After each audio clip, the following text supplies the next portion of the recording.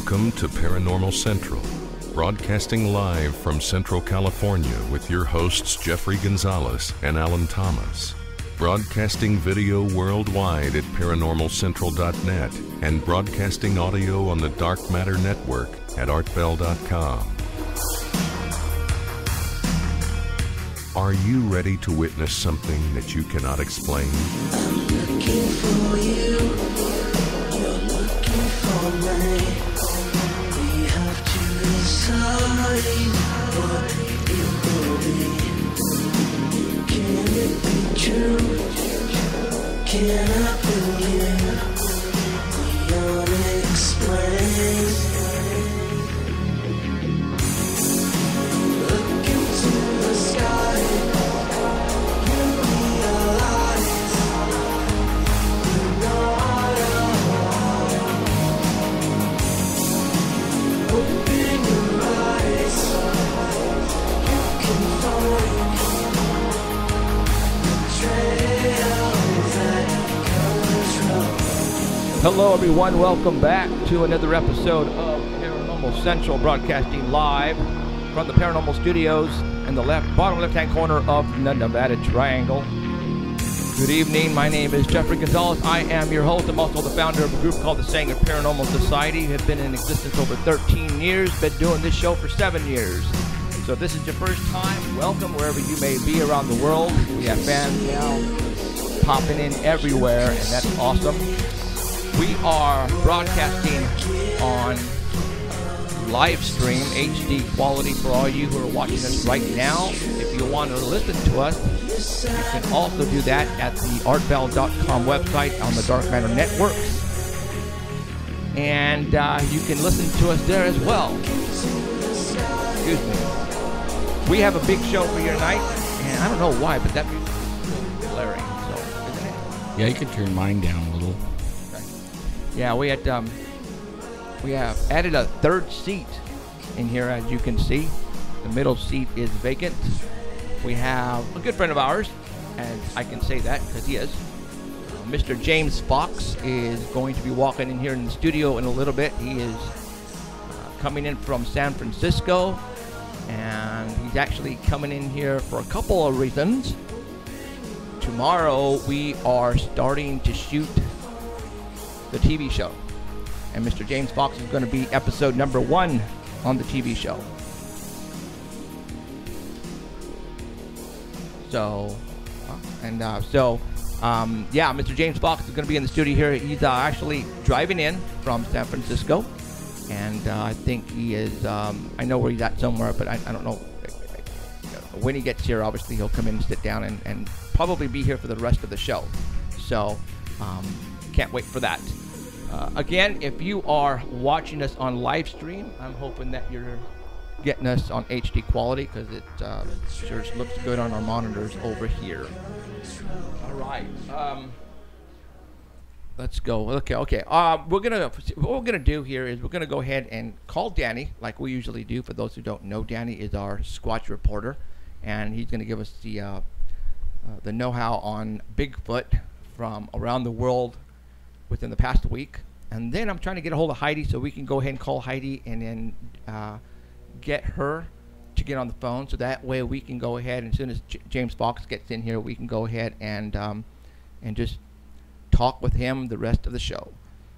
And I think there's a lot of things I want to talk about with James. I think, on the TV show, we can only get into certain subjects, and we really can't get into it like we want to. Like, for example, chasing UFOs. When we did that episode with James Fox and Aaron Ryder, there's a lot of stuff that got cut out, and a lot of the good stuff, and I don't know why. I'm going to try to ask them why, but it's all about the networks. It's what they want to allow to get put on TV. So I do want to talk to him about that. But, there's a lot of other stuff we're going to talk about James. And, obviously he's Mr. UFO guy. For those who don't know James Fox, out of the blue, and I know what I saw, is his 2, documentaries that pretty much put him on the board, on the wall. And, everybody knows him from that. So, and right now he's working on a motion picture. That's going to be in theaters. I think he just started, but I don't know how long it's going to take for him to film that, but we'll see what happens. So We'll find out. yeah, we'll find out. So let me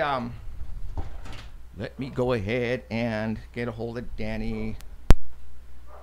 And we have guard dogs here at Paranormal Central Studios because, man, some crazy stuff happened yesterday. Yeah, you know what? Let's go ahead and talk about that before I call Danny.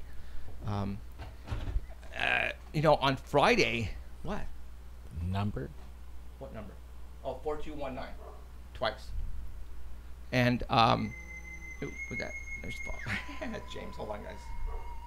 Aha. Hello, James. Yes, then you want to go north now. Make a left.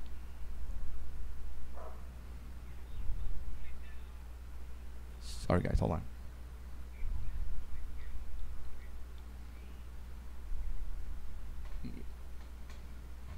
So you want to go over... No. You want to go towards... well, depending on which mountain. You're going to go north on Clovis Avenue. Oh. When you got off the freeway, which way did you go? Oh. Okay. Crap. Oh. Well, then you're cool. You wanna go. You want to make a left out of there and go down Clovis Avenue. Go make a left. So you went wrong. You went south instead of north. Sorry, guys. Right. Exactly. Right. I think so. It's right across the street from Winter's Nest, right? Yeah. So just go head to the left. So if you and then you're gonna go over the freeway that you just got off of, and you're gonna go probably 2 miles, 3 miles, and it's on your right hand side on Gettysburg.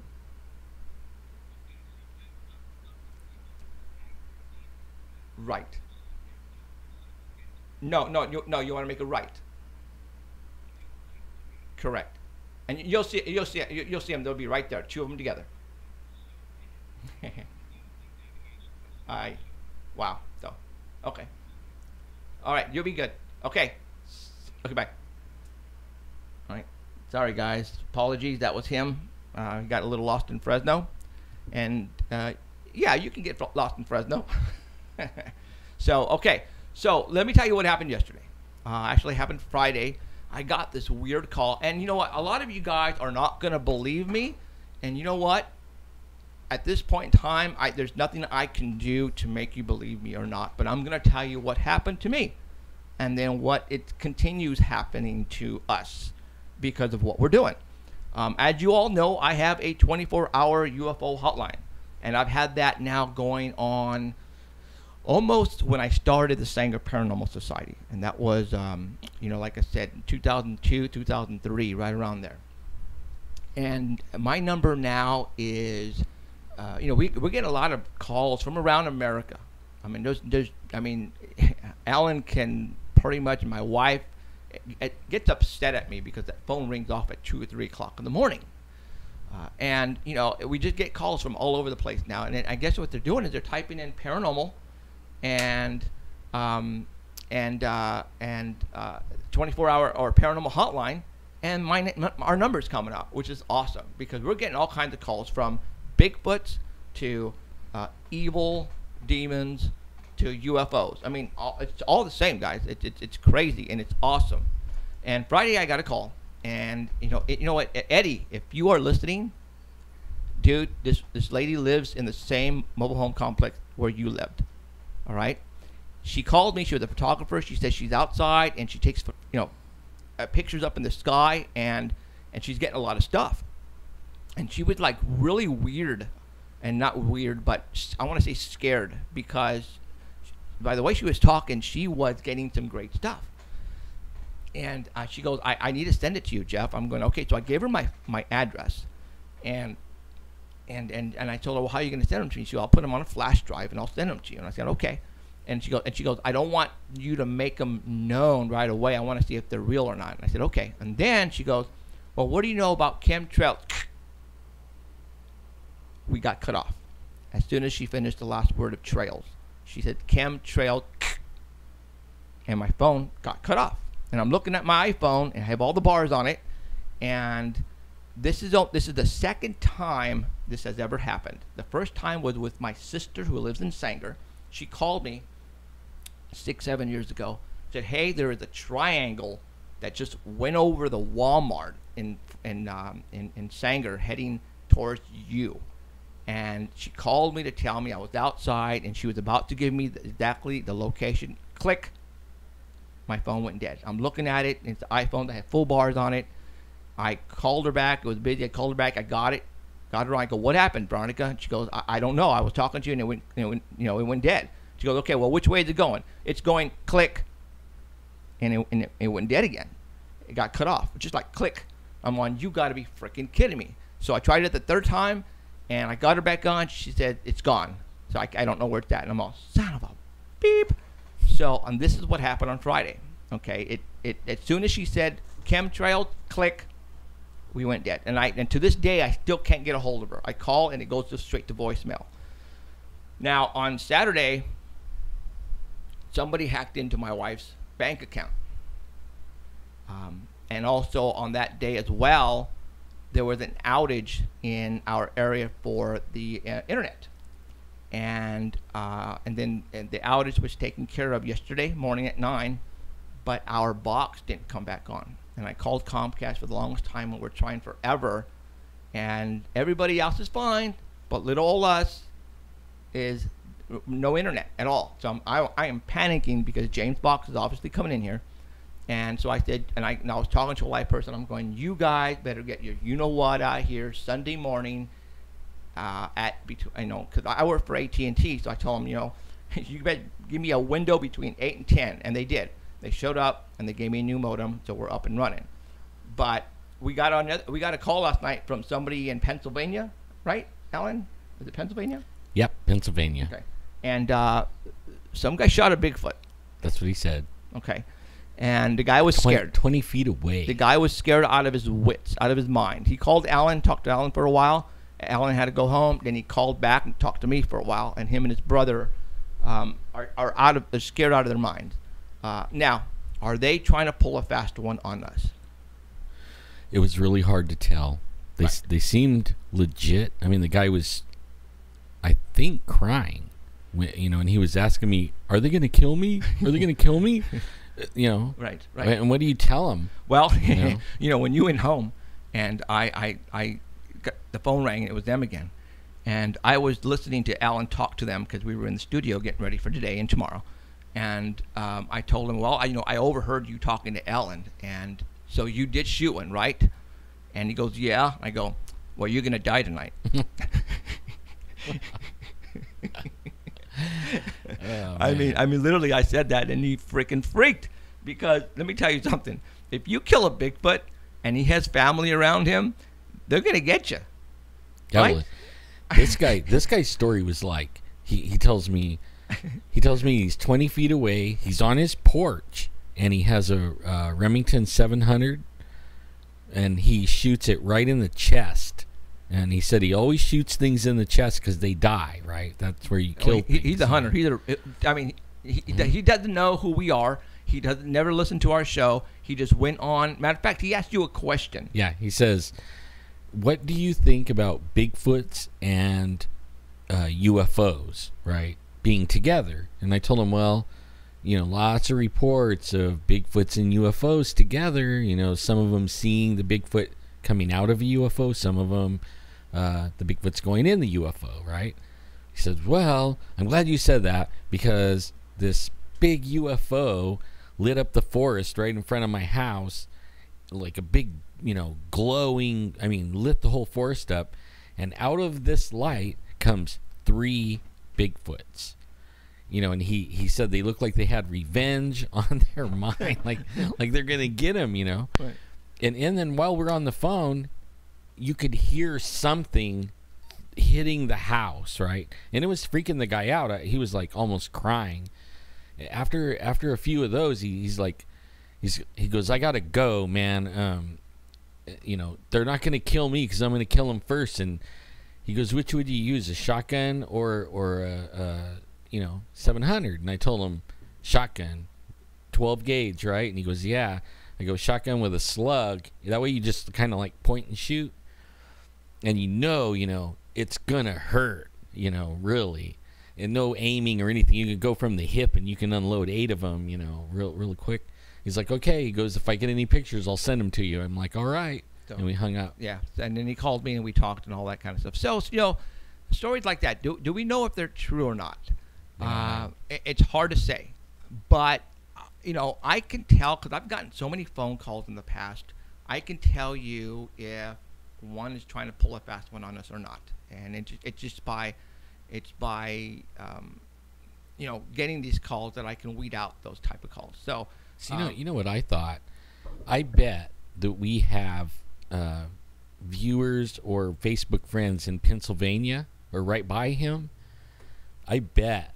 I mean, is there anybody out there in chat that's next, in Pennsylvania? Maybe we could hook him up or, get them two together, and then the guy could go do a face-to-face. I still got his number because it came up on the right, and it's just sitting there. So I know a number. We can call him back, and then we'll find out if he's real or not. Right. So and because you never know, you absolutely never know. So okay, we're gonna get a hold of Danny, and get him on the line and see if his mom let him out of the basement. That's loud. Yeah, I have heard of the Sasquatch Chronicles. I haven't had time to keep up on it, though. Hello. Hey, Danny. Hello. What's going on? Oh, nothing. Just enjoying the 90-degree weather. Yeah. No kidding. We're in the man. studio. We have an air conditioner was actually put in here, but it didn't get turned on enough time to cool down this place. So.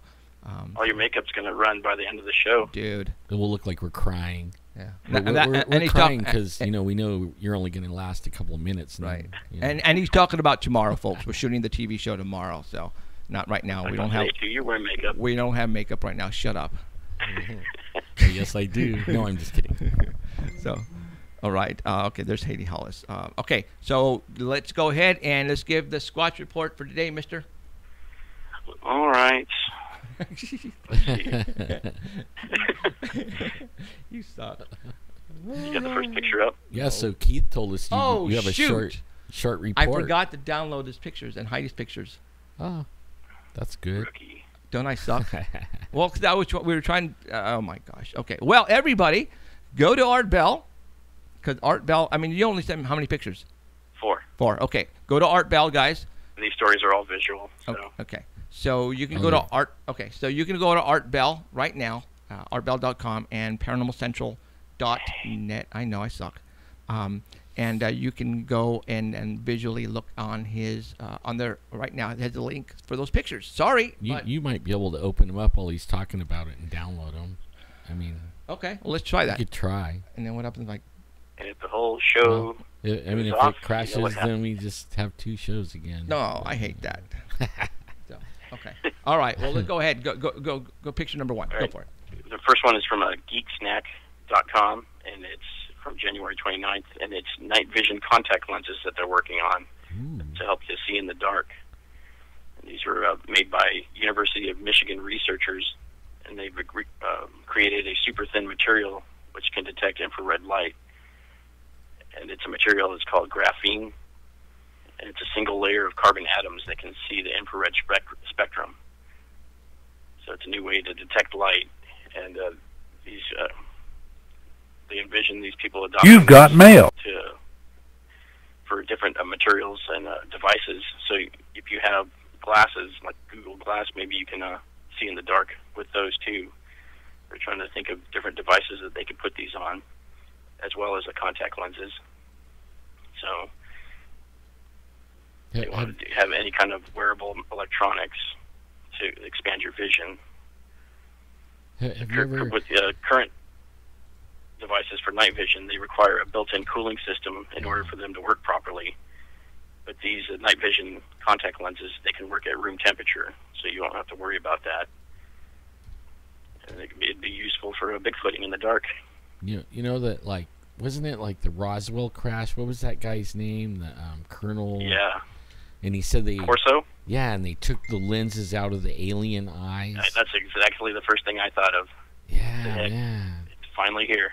Wow. So we can, like, I wonder if they can make them look like dragon or, like monster-looking eyes. And that way we could scare the They peeled off the eyes. It looked like black eyes, but it was actually like a cover for their eyes, and it was either glasses or night vision or some kind of thermal imager on their eyes.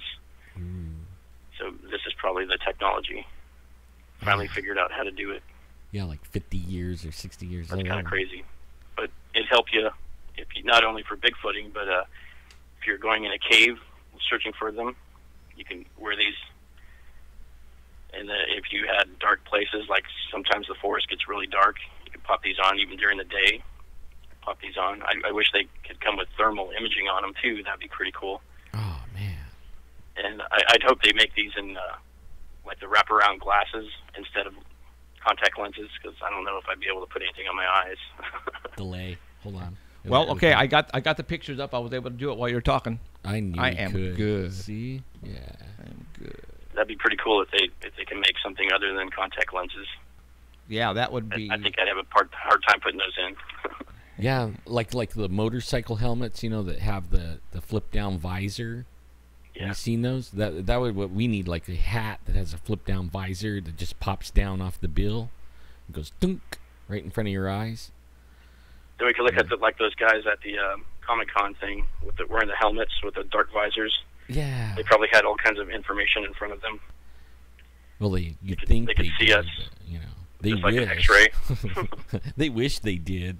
They're pretending like it anyways, like costume play. They had me faked out. Cool. All right. Yeah, hopefully that would be awesome. I mean that would change us Bigfooters' lives tremendously. I mean, come on, that More would be stuff awesome. to carry. What do you mean more time? Well, what do More you have? stuff. Pack our trucks already. We need like 2 trucks to take all this stuff, and it's just one person. Well, that one right there would fit in your pocket. The little eye things, or you could just put them on before you go. Crash. More money. Yeah. More overtime. Yeah, overtime. Yeah, and you could just like plug in your cell phone, and it would like Bluetooth the information for your car, so it'd be like a heads-up display. Be like jamming down the road with the speed and the oil pressure and everything. The Camaros have that heads-up display. All right, got picture number 2 up. All right, it's from the Sasquatch Chronicles page, the Believers page, and this is from the National Guard. A couple of National Guard troops saw something when they were out there. This was put up on March 2nd by Mark Wayland, and he was in the National Guard, and his troop was activated in 2003, 2004, and he was sent to Central Arkansas to guard a key military installation. And he got there in May of 2003, and they had a small acreage of land to cover. And what they would do is they'd clear all the traffic coming in from the gates and do search and seizures and stuff. And they had an observation post. Each person from their group had an observation post in this small acreage that they had, and they were all about 300 to 400 yards apart. And some were towers and some were bunkers, and they were each assigned to them a 24-hour shift. Or they had groups, 3 groups that would do 28 hours, and they'd be covered 24 hours a day, just for security reasons. And nothing happened there until about February of 2004, when they were in their observation posts. All the shifts in their group started reporting a skunky smell, this kind of musty, sweaty smell. And the smell persisted for that first week, and it was getting stronger. And then they started feeling like they were being watched. And it was their turn to go on the night shift. There was 2 guys, it's Mark and his buddy, and then the smell had now been going on for like 2 weeks. And they're at 2:30 in the morning. There was 2 guys in there, so one was sleeping and one was awake. And he said all of a sudden at 2:30, all the bugs, the frogs, everything went silent. And it was completely quiet. So he started looking out the windows to see what was going on. and about 80 yards away you can see movement, and you can see it pretty well because there was a light with a pole with a light on it, and it lit up the area pretty well, so he could see it about 80 yards away, moving from his left to his right, and it seemed to be walking around. At first he thought it was a local that was walking around, so he was keeping an eye on him. Then he decided to grab his weapon because it has a night vision scope on it, so he lifted up the scope, and when he could see it through his scope, he knew exactly what it was, and he said he was staring at a Bigfoot. Oh. Cool. He said he got sick to his stomach. He never took his eyes off of it, and he called to wake up his buddy, and his buddy jumped straight up, hearing the excitement in his voice, and he said it was walking slowly, and it was like it was stalking something, so he kind of put the scope ahead of it a little bit to see if there's anything there. He didn't see anything, so he put it back on the Bigfoot. He said it was walking with bent knees, and it was reaching up to move limbs out of its way as he was ducking under the limbs. And he said it would last about 20 to 30 seconds, and they both stood there shaking. They didn't know what the heck they were looking at. They knew exactly what they were looking at, but they couldn't believe it. And they had ammo for their M4 and 1,000 rounds for their SAW weapon, SAW, and they still didn't feel safe. And they knew that they couldn't report it because they would be crazy. Now, by them reporting out of their jurisdiction, don't you think they're going to get in trouble? Yeah, that's why they didn't say anything to their commanders or anything. They just kept quiet. They didn't say. The only person they told was the next shift coming in, and they thought they were crazy. Right. So, but they did go out there when the sunrise came up. They were both scared out of their mind. They waited for sunrise, and then when the sun came up, they went out there looking for footprints. Went out to where exactly the area was. They did find depressions in the ground, and each footstep was about 5 to 6 feet apart. And they found the limbs where the exact path where it walked through, and where he was standing, he couldn't reach the limbs that it was moving and ducking under. He tried reaching up to get the limbs, and he couldn't reach them. So he said this thing was huge. He doesn't know the exact height, but he said it was huge because he couldn't even duck under the branches. He couldn't even reach up and touch them. But he followed the footprints for a ways, but he was alone, and he was getting scared, so he went back. Heck yeah. And you don't go out there by yourself. You don't go out there by yourself after... Even with his rifle, they still didn't feel safe. That's how I felt. I mean, I had a 300 Weatherby Magnum. Yeah, I mean, I felt comfortable to shoot an elephant with it, but for some reason, when I was looking at the Bigfoot and all the muscles and, the 10 feet tallness of him, it didn't felt like a pop gun. I knew I wasn't going to shoot it. Did you see that video? Or I think it was a video on Facebook where they were saying the things that people do when they see a Bigfoot, and they always say, like, I froze up, I was scared, I was shaking. I mean, it went through this list of things. Did you see that? Mm-mm. No, I missed that. I missed that one too. Oh man, and I can't remember. They're not calling it Bigfoot. They're calling it the Indian term for it. But I mean, it was exactly what you just said those guys were doing. Right. Exactly. I mean, it nailed it. Almost all the Bigfoot reports, they say, I was shaking, I was afraid, So those are the key things you listen for to know that they're telling the truth. Right. Right. Or, am I going to die? No. Yeah, and he did say that because, after he shot that, so he says he shot one, he was afraid, am I going to die? I mean, wow. Yeah. So.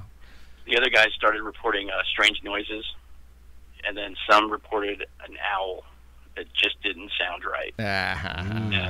Wait a minute. Where have you heard that one? We have that recorded on our side here, folks. Now, did you guys somebody was questioning him because he said, well, how did this thing get onto a military base? Don't they have huge fences all the way around them? And he did say that there are tall fences around there, but most of it's just barbed wire, just a boundary fence with just barbed wire on it. You could probably step over. The picture that you have up, if you have it up. Yep, it's up.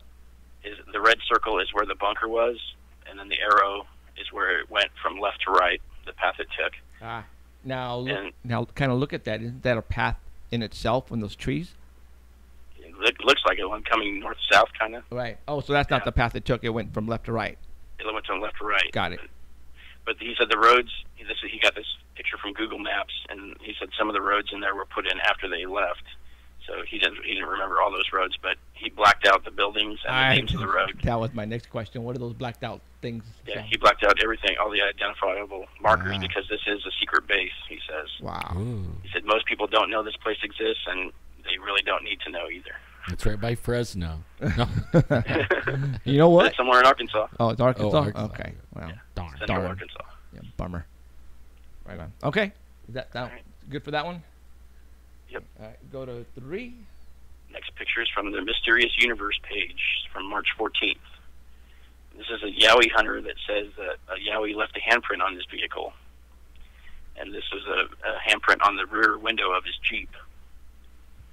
And Jason Heel and Jason Dunn are from the J&J Yowie search group. And in April of 2014, they made news when they released a video of a young Yowie recorded in South Queensland, where they baited out with apples. They put apples in, they put their trail camera up in the trees. Sound familiar? And Oh, wait. Up in the trees? Really? yeah, they put the camera up in the trees Holy and mackerel. pointed down at the apples. And they got a video of a young Yowie, they say, and I put that video up on the Paranormal Central page. You can't really tell. It's kind of a grainy video. There is something. You can see the hands, but you can't exactly tell what it is. Right. But they're claiming it's a young Yowie. And then they do have another video where they have the handprint on the video. But they posted that one on March 9th. That one's also up on their page. But he was there at his spot to retrieve his game cameras in the pine forest. And when he came back to the truck, he noticed this huge handprint on the back window. And it had 5 fingers, and it looks like 5 long claws on it. And there were no other prints on the vehicle, and there are no prints on the ground. And what he's saying is there's no bears or animals in the eastern part of Australia that can match this kind of print. Nothing that big in there. So they had, in this area where they put the cameras in, their little spot, they have had growling, rocks thrown at them, tree branches snapped, strange smells, and the feelings of being watched and followed. So Cool. looks like he has something out there, but I don't know what would make that handprint. Well, yeah, good question, huh? And it's not greasy either. That's the problem I see on it too. Yeah. Yeah, usually they're kind of grimy, huh? Yeah. Because Even we've your seen face them. print, too.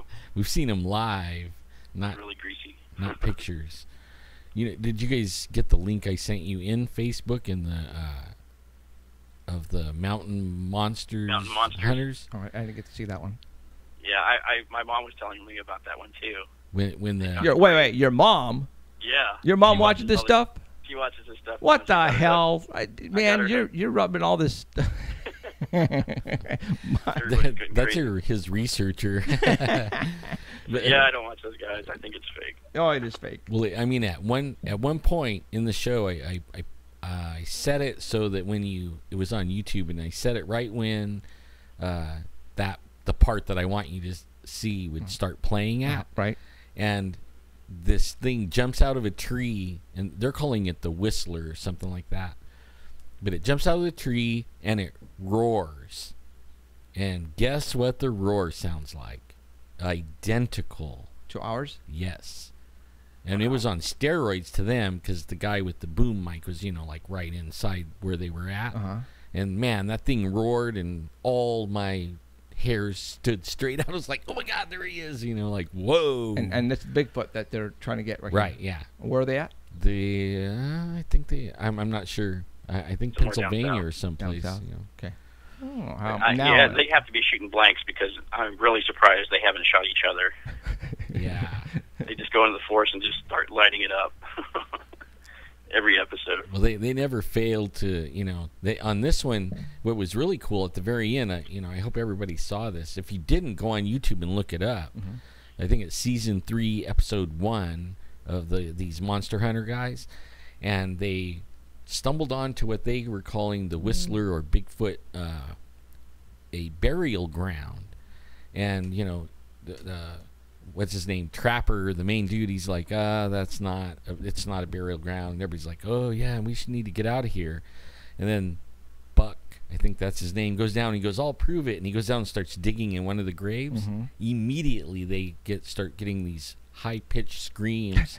And they have a thermal cam, and they're looking around, and there's like a dozen of these things surrounding them, screaming at them. Oh, come on. I know, it's good TV. Come on. It was exciting. Or their wives getting mad because they're digging up their plants. Yeah. Come on. I mean, I want to see part 2 just because it was so fun. God, you know, you guys are killing me. they shoot themselves in the foot. Boom! Ah! Wow! Now, you know what's funny? It's owie. What's funny last night is when that guy called back that shot the Bigfoot. I said, because they said, they had their weapons and all. I said, I go, you want to scare them off? I go, do me a favor, go open the door right now and go offload a clip. And he did. He went out, opened the door, and all of a sudden I hear, I went, oh. So That's they're not real. lying about that part. That's real. Wow. So I'm He going. didn't say what part of Pennsylvania. He said he has 100 acres and he's in some woods. He did tell me. Let me hold on. Let me pull up I the. didn't, Let me pull up the. There's been a lot of reports from Pennsylvania lately. Oh, it's on this one here. I'll as soon as I finish talking to you, I'll look it up because his number came up and it says where he's from. Right. So. Or give him a call, see if he's still alive. You know what? Hey, that's a You good know what? idea. We should call him that. Okay. All right. So is that it? That's a good idea. Yeah, one more. Oh, one more. I just want to kick you off. There it is. D4 One more. It's the Bigfoot Boot Camp. Boot Camp.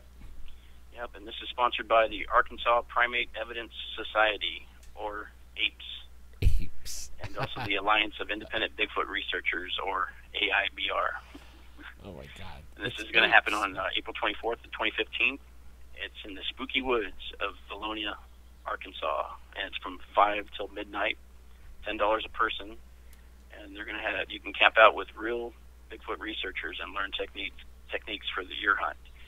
And you can be able to share stories and participate in a Bigfoot obstacle course through the woods, where you can learn how to identify tree structures, footprints, hair and scat samples, learn how to take pictures out there, and audio recordings, plaster casts, proper way to collect evidence, and calls and tree knocks. And at the end, you can earn a Bigfoot diploma for participating.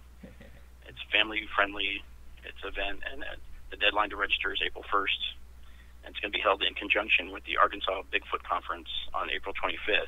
And that's from 9 to 6, and that's also $10. So if you need any more contact information, you can contact Robert at arkansasapes.com, and you can also register with him. It looks pretty fun. Yeah. Yeah, it does. Maybe we should do something like that over here. You imagine That's how many? what I was thinking. Can you imagine how many people would sign up for something like this? Oh man, it would be fun though. It would be hundreds. I mean, we could take them to Different a stations. secret Everybody at one location in station. the valley floor and do that all day. Sure, you can go freaking camping, and no, you can't camp in that locality. No, I mean, Get a real flare. yeah, no, it's all day use, I think. Yeah. But that would be a good place to donate do to it. charity. Donate Yeah. charity, yeah. So, all right, dude. Thank you All very right. much, and we'll talk to you soon. Right, Danny? All right, We'll see you my tomorrow. my next call will be from Las Vegas. Oh man. Oh, so you're gonna do it up there? Yeah, I'll do it the first week. I don't know about the second week. Okay. All right. You're gonna be up there 2 Second weeks? week. Well, I'll be up there 2 weekends. The second weekend, I'll be coming back. Oh. Oh, man. so the whole week. The first. Okay, gotcha. I'll be Gotcha. there for 1 week. Okay, gotcha. Okay. Again. And I'm gonna say Just it again. take a lot of dollar bills with you. Yeah, I'm gonna say it. You suck. Yeah, I might even go to Area 51 again Oh. Man. You know what? Do that on Sunday night at this time. at this time. Yeah. Yeah, Call and from call there. us from there. And in that way we'll make sure to make some phone calls and have you arrested. All right. Oh no! You should go to the Alien Inn. Wow. She might close. Oh crap! I think she closes at 5. Does she? Well, maybe she might stay open for you. Might. Well, call it, make it happen, man. You always do this. Yeah. You're good in that kind of stuff. All right. Let me know what All right. happens. All right, see ya. See ya. Bye, Danny. All See right. you guys. All right. Let's go ahead and call Heidi, and then that way, let me find out where that call came from last night from Pennsylvania, and I can do it because I got caller ID. And crap, it just says Pennsylvania, USA, on it. PA USA. That's all it says.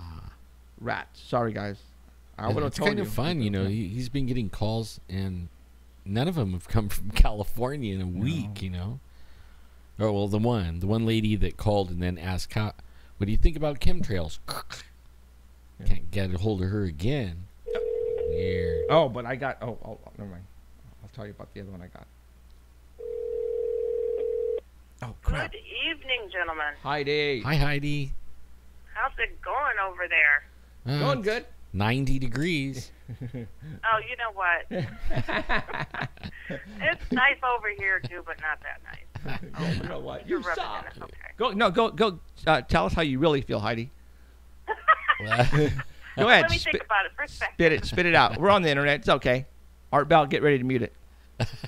My goodness. I'm turning you guys up because it's a little low for me. Okay.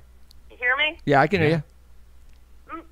Okay. All right. I guess that's working. You hear me fine now still, Oh right? yeah, no Oh, problem. yeah. No problem. Can you hear us? Okay, cool. Mike, so how are you guys doing? I mean, are you cooking in the sun, baking in the sun, frying in the sun? Which is it? Well, It's frying. we had the AC on. All that. Oh, that has to be very rough. I'm having pity pains for you. You've got mail. I know how you really feel. Trust me. And up there in the Arctic over there where, you have to dig your car By the way, out for all those who 3 don't, months. for all those who don't know, Heidi's in Chicago. Yeah. Yes, Like I am that. in Chicago. I'm dodging bullets as we speak. Wow. You have bulletproof Everybody glass, always thinks of Chicago as just like, a death trap of some sort. So I like just machine sleep guns, on it. machine guns every night and drive-bys. Yeah, it gets a little hard to sleep at night. But, Yeah. I always think of pinstripe suits and cement shoes, What was that? I think of pinstripe suits and cement shoes. Oh, That's what comes to my mind when people say Chicago. little mobster in you. Yeah. Hey, isn't Obama from Yeah, he is. Chicago? Sure is. Yeah. Might Well, explain why partly here, our partly Hawaii. might be explaining why our government is so like pinstripe suits and cement shoes. The zoot suits, right? Yeah. That's funny. My goodness. Okay, let's go. Funny. I'm downloading your pictures right now. Stand by. Stand by. Stand by. Awesome. I am, yeah. The pictures So are on the I'll way. just start a drum roll here and roll out a nice purple carpet for myself and get myself comfortable. Yeah, we have the red carpet rolled out for you, but you can't see it. People ask me, Heidi, why do you laugh so much? I'm like, because I'm having a good time with this freaking life. How about you? Oh. I get it all the time, and I'm just like, no, I'm not nervous. No, I'm just having fun, and I laugh all day long because I think that's a good way to be. Liar. Go figure. Liar. Uh, Pants on And they fire. always say the nervous part, huh? You're Yeah, laughing 'cause you're it's like nervous. really, I've been doing radio forever. I've done a lot of TV. I've spoken across the country. And you've been let me on think. What on else? the It's like- other show like 3 times too, something like that. What's that? You've been on the other show like 3 times, something like Oh, that other show? Yeah. Ooh, multiply that by 2. It's been about 6 or that. 7 Oh or wow. Yeah, we don't say that other show on this show. Do Wait, we? No. Mum's Uh-uh. the word. Mum's the word. Yeah, we don't say other show. No. No. No, All right, just I said got it. picture number 1 on the screen. Go. Okay. I guess I'll introduce myself a little bit, too. I guess for those people who don't know, I like to write lots of books. So I consider myself as someone who has been there, seen that, experienced it, freaked out, found some answers, wrote about it, got over it, and now I'm hoping to help others do the same thing and understand this crazy world of ours.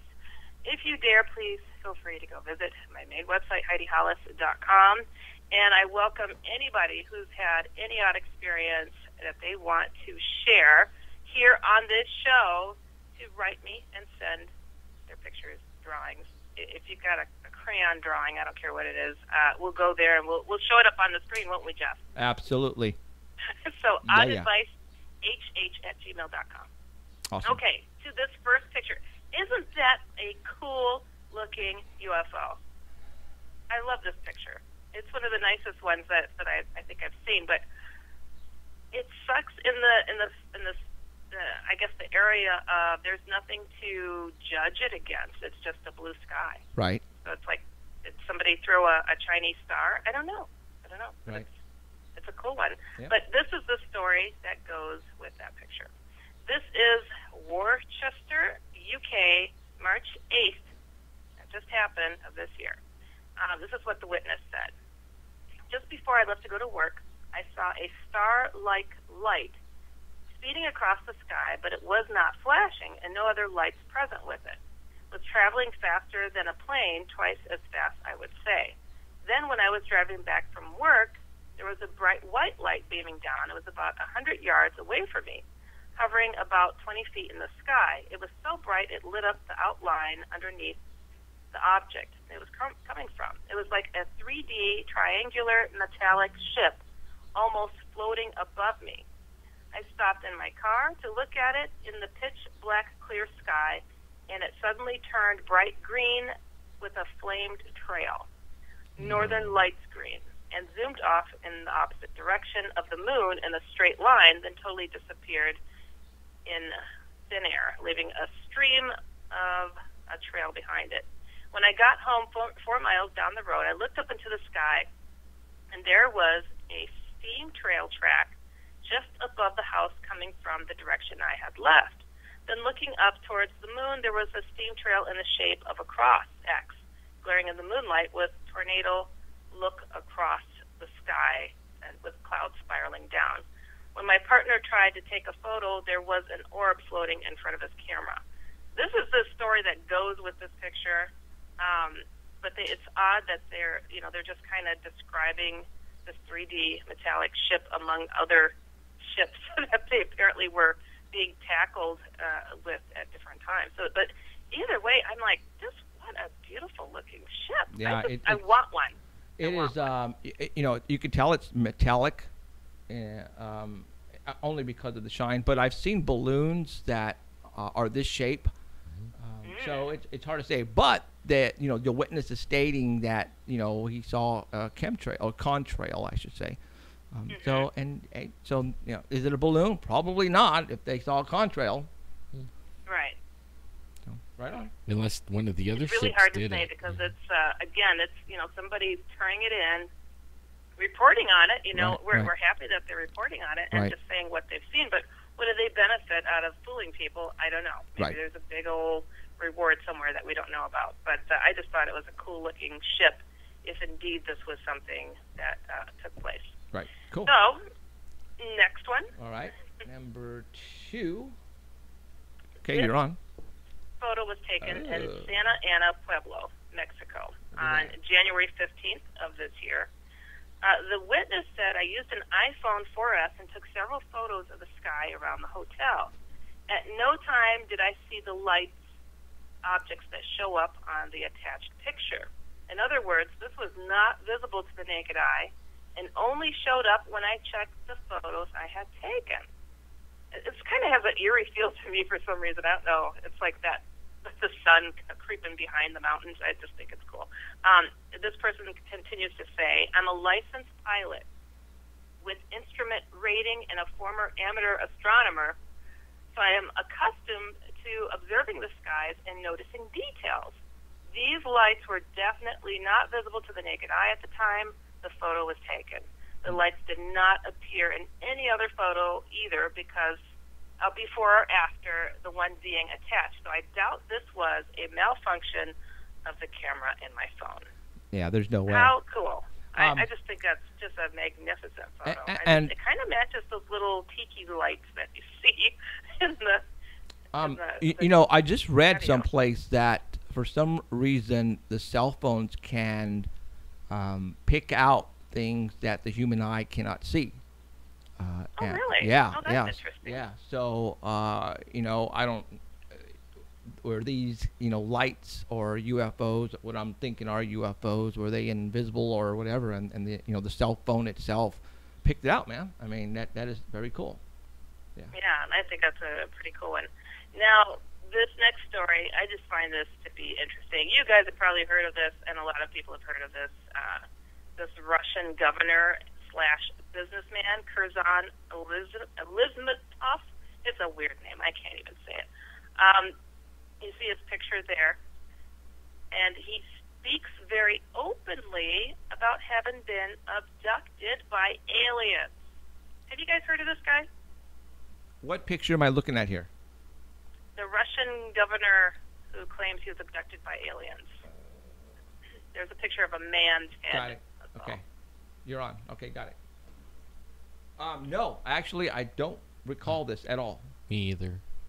Isn't that something? I wonder it's if like they took this has Putin. happened before. It's like some of the pictures just, I don't know why they don't all get to you. It's really bizarre to me. But, oh, there he is. Ta-da. That is the Russian governor / businessman Kurzan Limonov. Limonov? I don't know.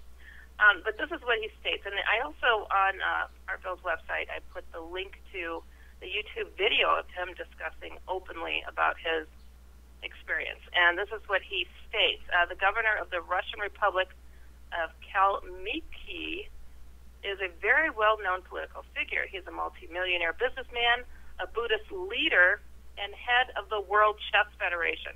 I think that's important somehow. He does not fit the description of the so-called usual alien abductees, I guess most people would say. But he claims he was abducted by aliens from his apartment where he lived in Moscow on September 18th, 1997. He described the aliens as looking very similar to human beings, but they were wearing yellow spacesuits. I don't know if yellow is the choice that aliens should wear, but he claims that an alien spaceship, which looked like a semi-transparent half tube, that's bizarre, landed on his apartment balcony and took him on the ship and then delivered him to a star where he was given a yellow spaceship, a space suit to match them. And he went on to explain that he spoke to the aliens telepathically as they communicated to him why they were there and what was the reality of their existence. And he claims that the aliens told him that they were not ready to show themselves to the rest of the world yet, but they didn't explain why. But he says he thinks that chess, the game of chess, here this guy is really into chess because he's the head of the World Chess Federation.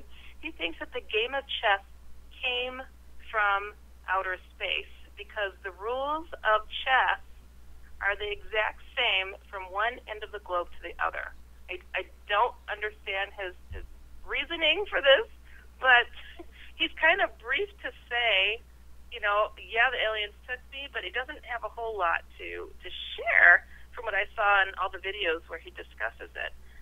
Which is odd to me. He wants to let people know that these darn aliens are out there, but it's almost like he carries a secret about what they told him, what he saw. And I mean, he went to a freaking star. How do you not describe what the star looked like? You know? I don't get it. It's bizarre to me. Yeah, like, did they take Putin? Putin is missing supposedly. Yeah. Uh-huh. Maybe somebody. I don't know why I can't hear you guys really good. Maybe somebody took Putin. Can you hear us now? Oh. Yeah, that's a little better. Okay. You know what? Okay, hold on. Let me What was that you guys said? No. Did you know that Putin is, for some reason, missing right now in action? Really? Yeah. Yeah. Might have something to do with that other guy that got killed, huh?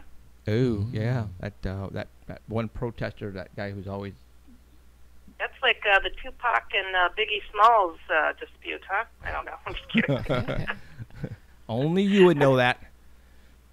Yeah. East Coast, West Coast stuff.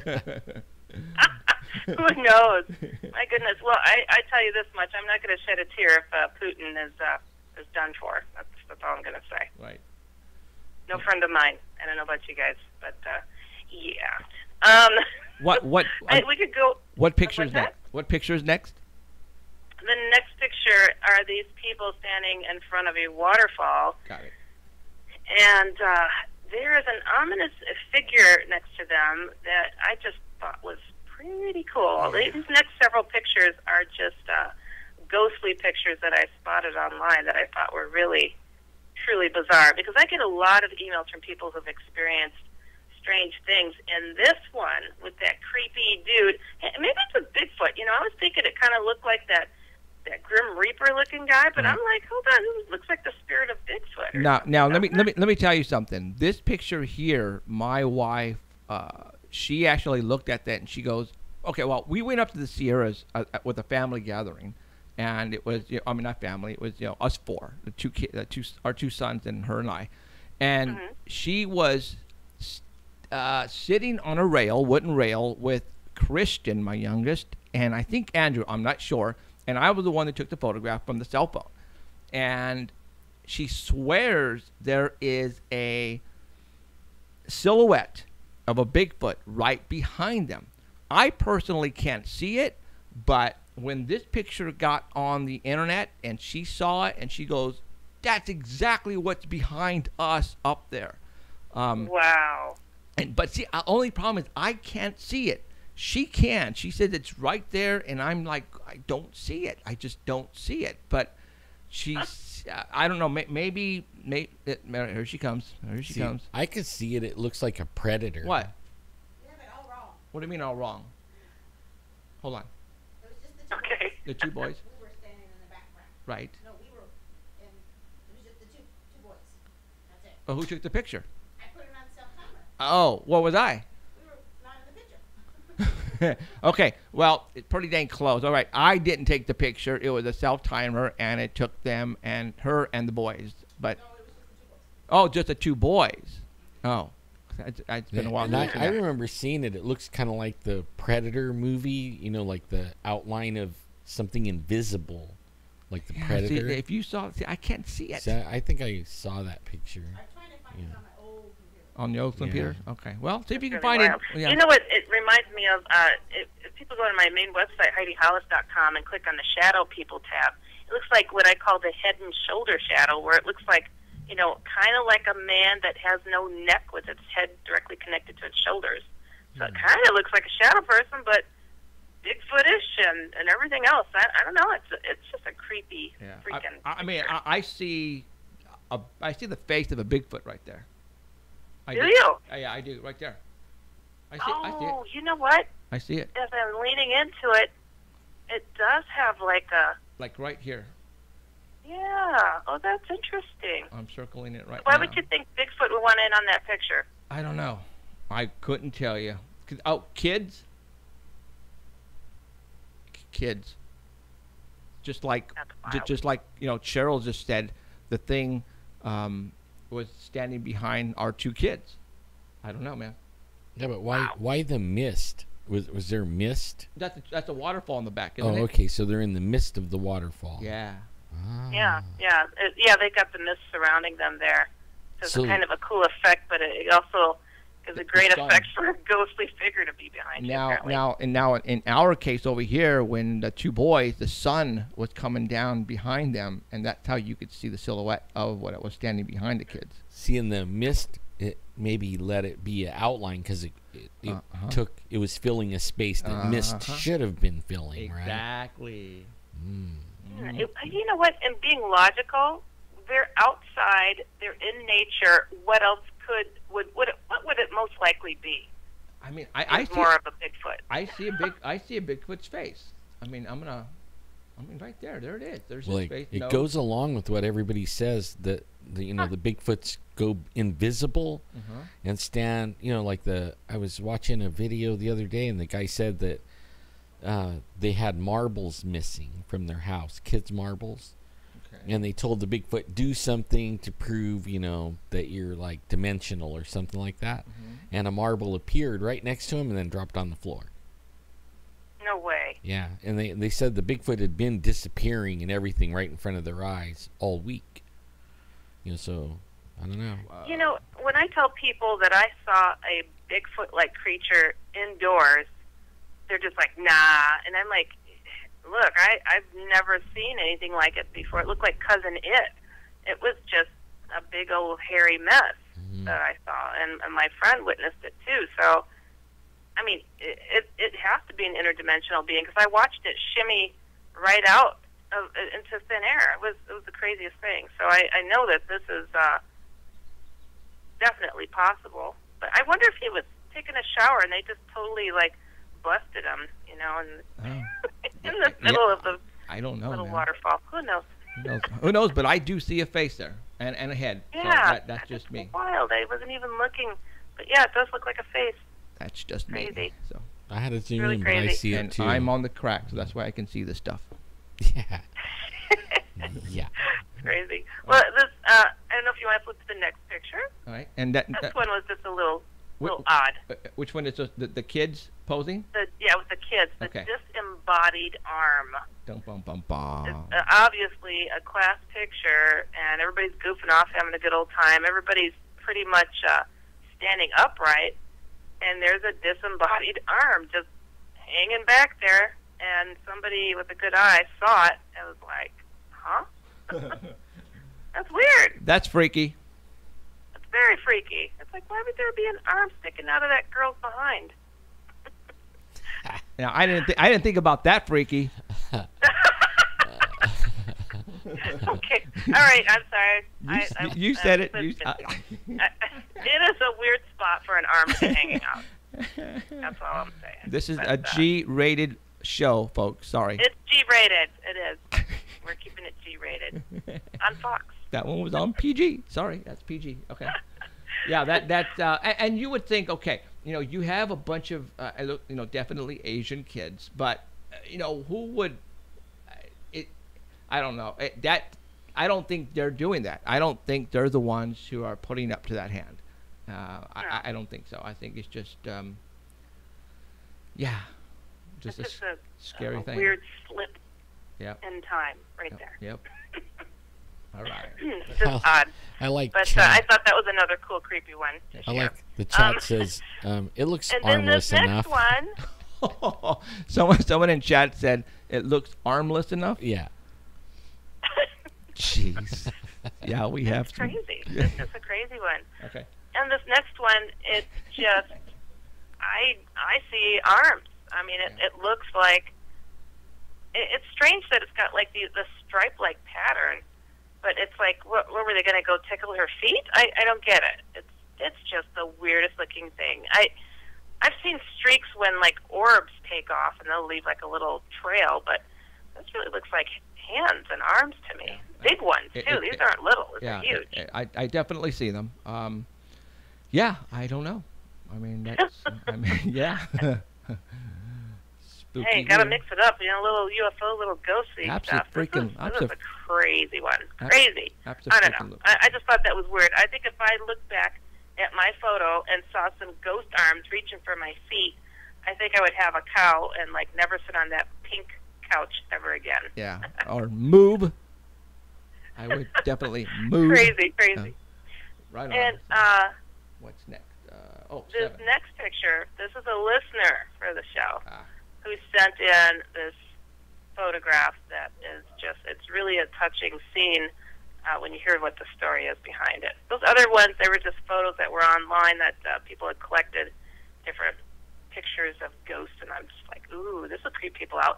But this is really, really touching. So, and this goes for the Odd Advice segment, where I invite people to send their pictures and send their stories to oddadvicehh@gmail.com. So it says, Dear Heidi, here is a picture I wanted you to see. In 2007, my father died, and myself and all my brothers are carpenters and cabinet makers.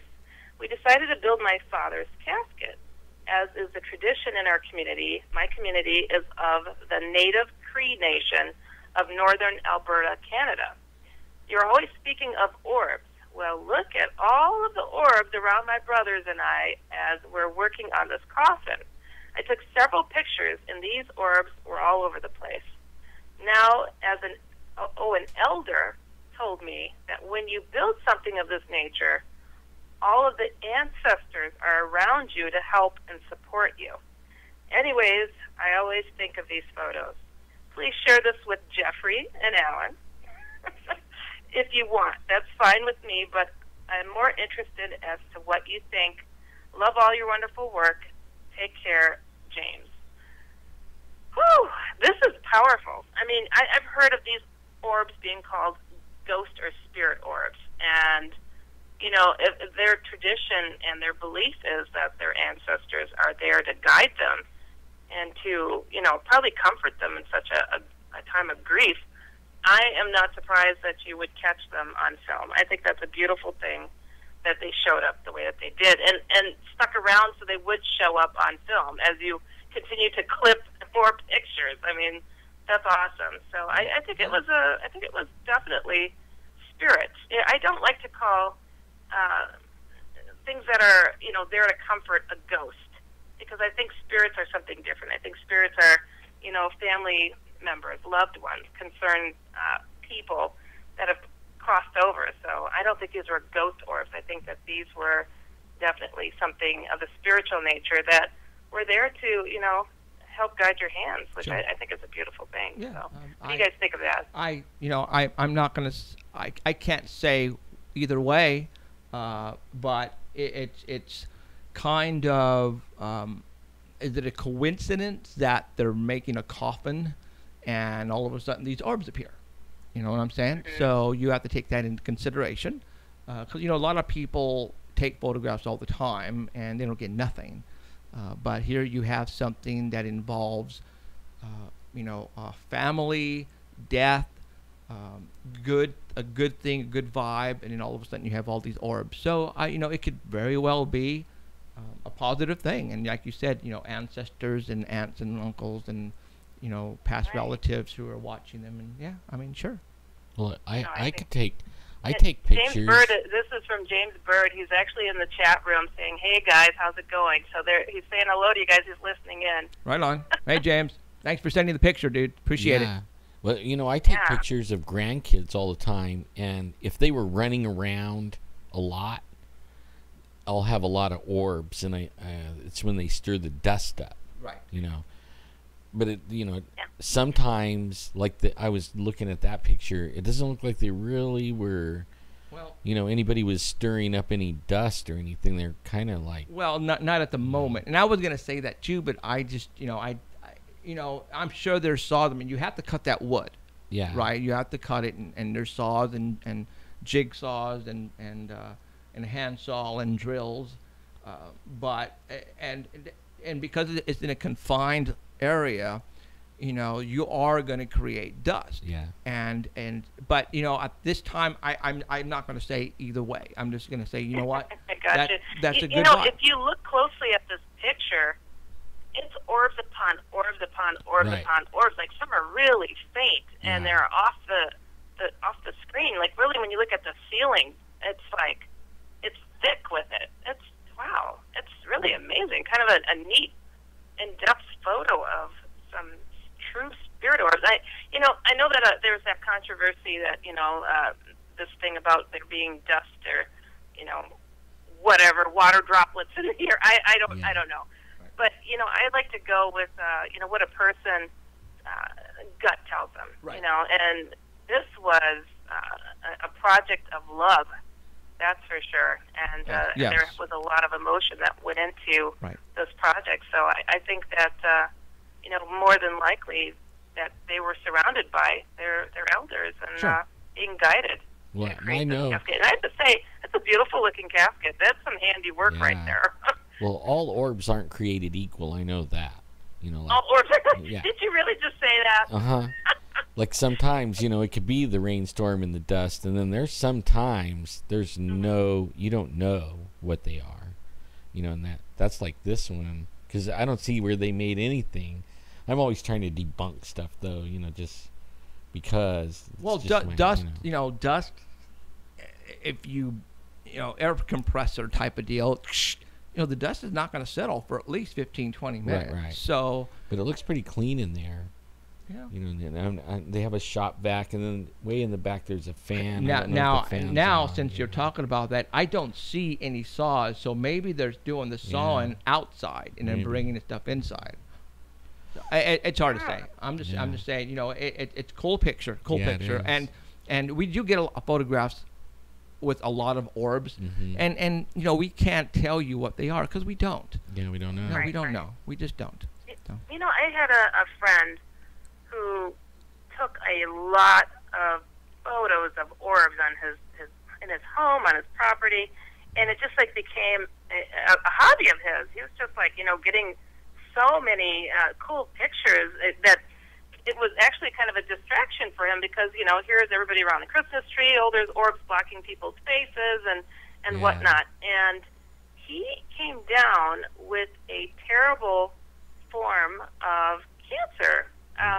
It was the strangest thing, though. It was something that the doctors had never seen before. It was, he was a right-handed man, and he would take these pictures with his right hand for the most part, holding, aiming with his right hand, but holding with both hands.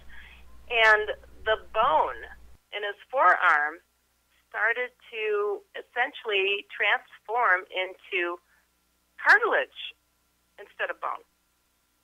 And he literally had to get a cadaver bone to replace the bone in his arm because it was no longer bone. And they said it was the strangest thing. It was the doctors took it and they were researching it because it was a phenomenon that they had not seen before. And here, his strange habit was, taking photos of these orbs. And sadly, within a few months, his wife came down with breast cancer.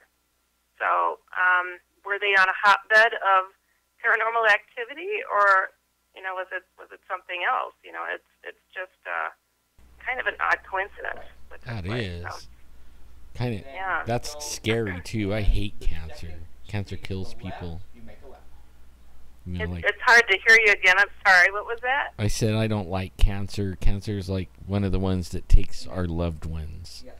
Not a lot of people live through that one. But I do know some that have, but not a lot. Right. My microphone keeps sliding down, so like I catch myself going down and down and down. It's okay. For some reason, I don't know what is going on. It's like I'm losing my voice, and I'm having trouble hearing you guys. But it's all good. And Jeff, I want to thank you for sending along a couple of those numbers for the people that needed some help in regard to some of their awful hauntings, demonic possession stuff. Right. Holy cannoli is all I could say. I mean, wow. I did get a hold of one of the guys. The other person I kept trying to get a hold of and just wasn't successful. Okay. But I spoke to, this is a difficult name, Chemo. Okay. Chemo in Ohio. And his situation was truly something that I'm blown away by. Jeffrey, I'm curious, did you get to talk to him a little bit? This is the more recent guy. In Columbus, Ohio, right? Yep. Yeah. God, I've been getting so many calls lately. We did talk for a while. Wasn't it the Ouija board thing? It was a self-made one. Oh, whoa. Yes. Yeah. Whoa. Very, very sad situation, actually. A family member of his had killed himself. And he just thought, he was having a hard time and was curious at the time of, gosh, I wonder what he was going through, that he did this. And so he made a Ouija board out of paper and said, hey, something along the lines like, if you want to live out your life through me, feel free, to like share his life. I mean, kind of an interesting gesture, I guess you could say. I don't know if he had a lot of empathy for this family member, and he started feeling besieged by anxiety almost immediately, and this feeling of, and I know you guys know what this is, like not feeling love, and just like being plagued by mental illness even. And we call that being, demonically oppressed, being isolated. Like that's the first step, I guess you could say, towards getting possessed. And it was kind of a rough go at it. This kid, he was being singled out for 8 years. Wow. And then was so down and out, could not take it anymore, and attempted suicide, and shot himself in the head and blinded himself.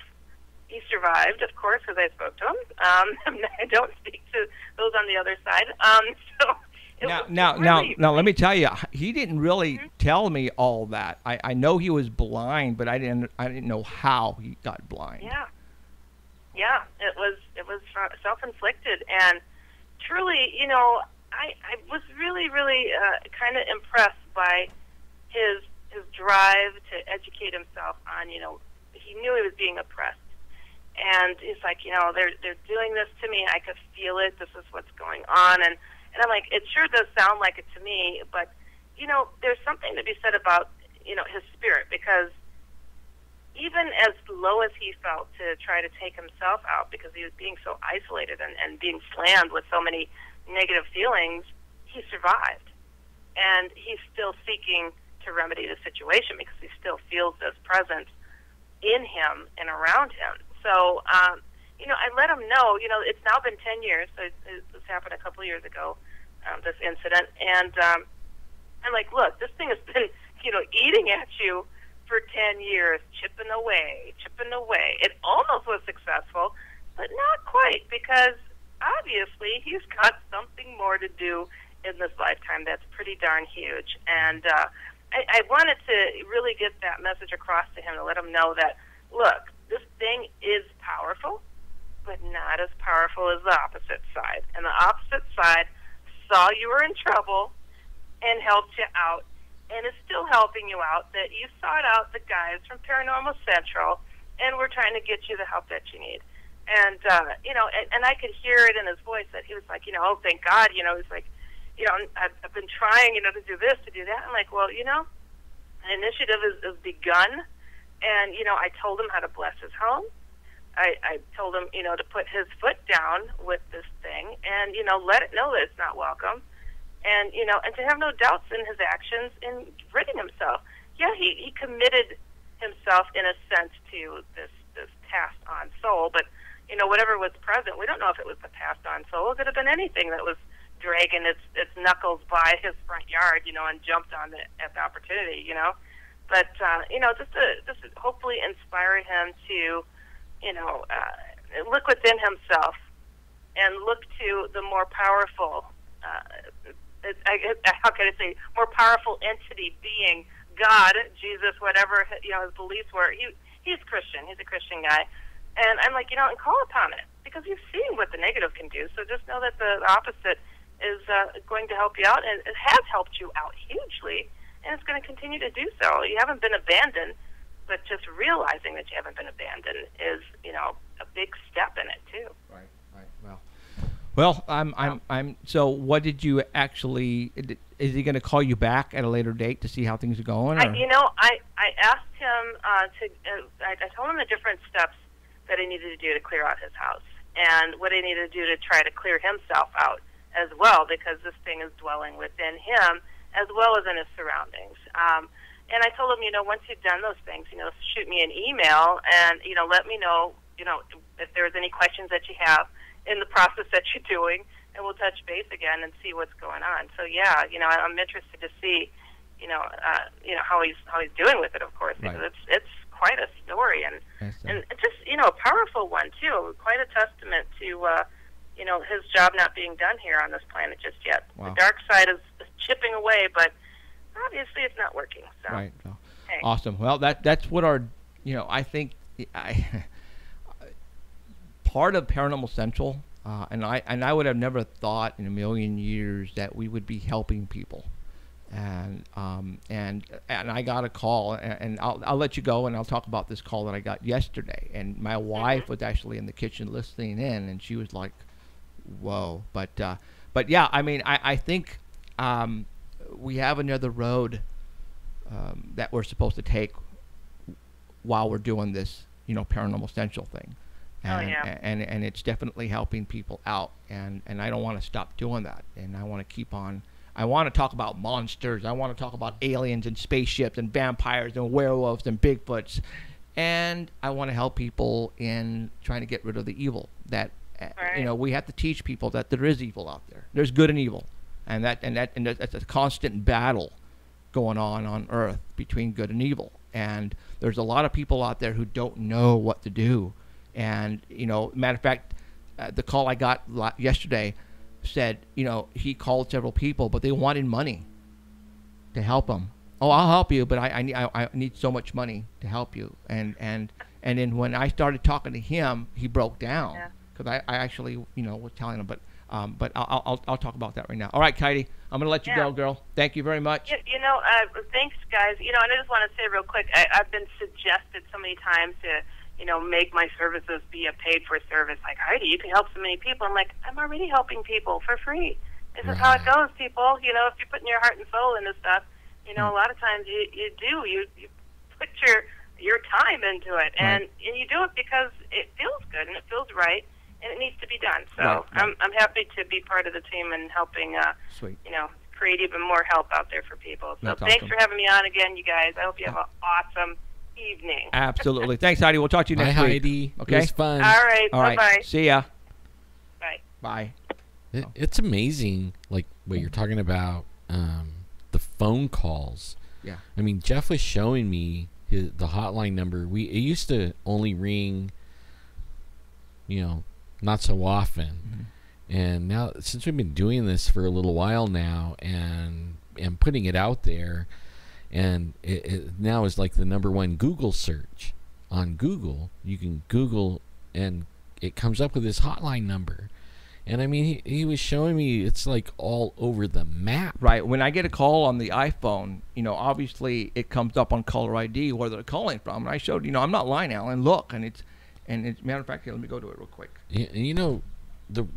It really speaks to that good and evil thing that you're talking about, because like the majority of them are about evil, really messing with people. I mean, like the people are in tears, they're afraid, they're crying. I mean, almost all of them. It's kind of weird. Yeah. I mean, like for example, Hayes, Kansas, Pennsylvania, Portland, Oregon again, Columbus, Ohio, Manhattan, Kansas, Columbus, Ohio, Palmdale, Columbus, Northern Los Angeles, Washington, Deer Park, Washington, Macomb, Georgia, Jackson, Tennessee, Santa Rosa, California, North Carolina, Santa Rosa, Marion, Indiana, Missouri, Missouri. Yeah, Michigan Michigan, yeah, Alhambra, California, New York, USA, Topeka, Kansas. This is Alberta, Canada. All right, New Jersey. So this is the stuff that I'm getting here. And let me tell you really quick, because James Fox is on his way. He's checking out of the hotel and coming this way. I got a call yesterday. It was late afternoon, early. Were you here yesterday? Yeah, but I think this one was after I left. After you left. Yeah, it was after the Bigfoot call, right? Yes, because I went inside and sat down, and the call came in. And he's 28 years old, and he has a 5-year-old son, and they live by themselves in a condo. And ever since they moved there, the child has been dreaming, and he's been seeing things on the corner of his eyes, the side of his eyes. And his son would tell him that it's mommy is in my dreams, mommy is in my dreams. But he told me that his mom is in prison right now. Okay. And I didn't ask him why. He just said his mom is in prison. And it looked like she's going to be there for a long time. And I just left it at that.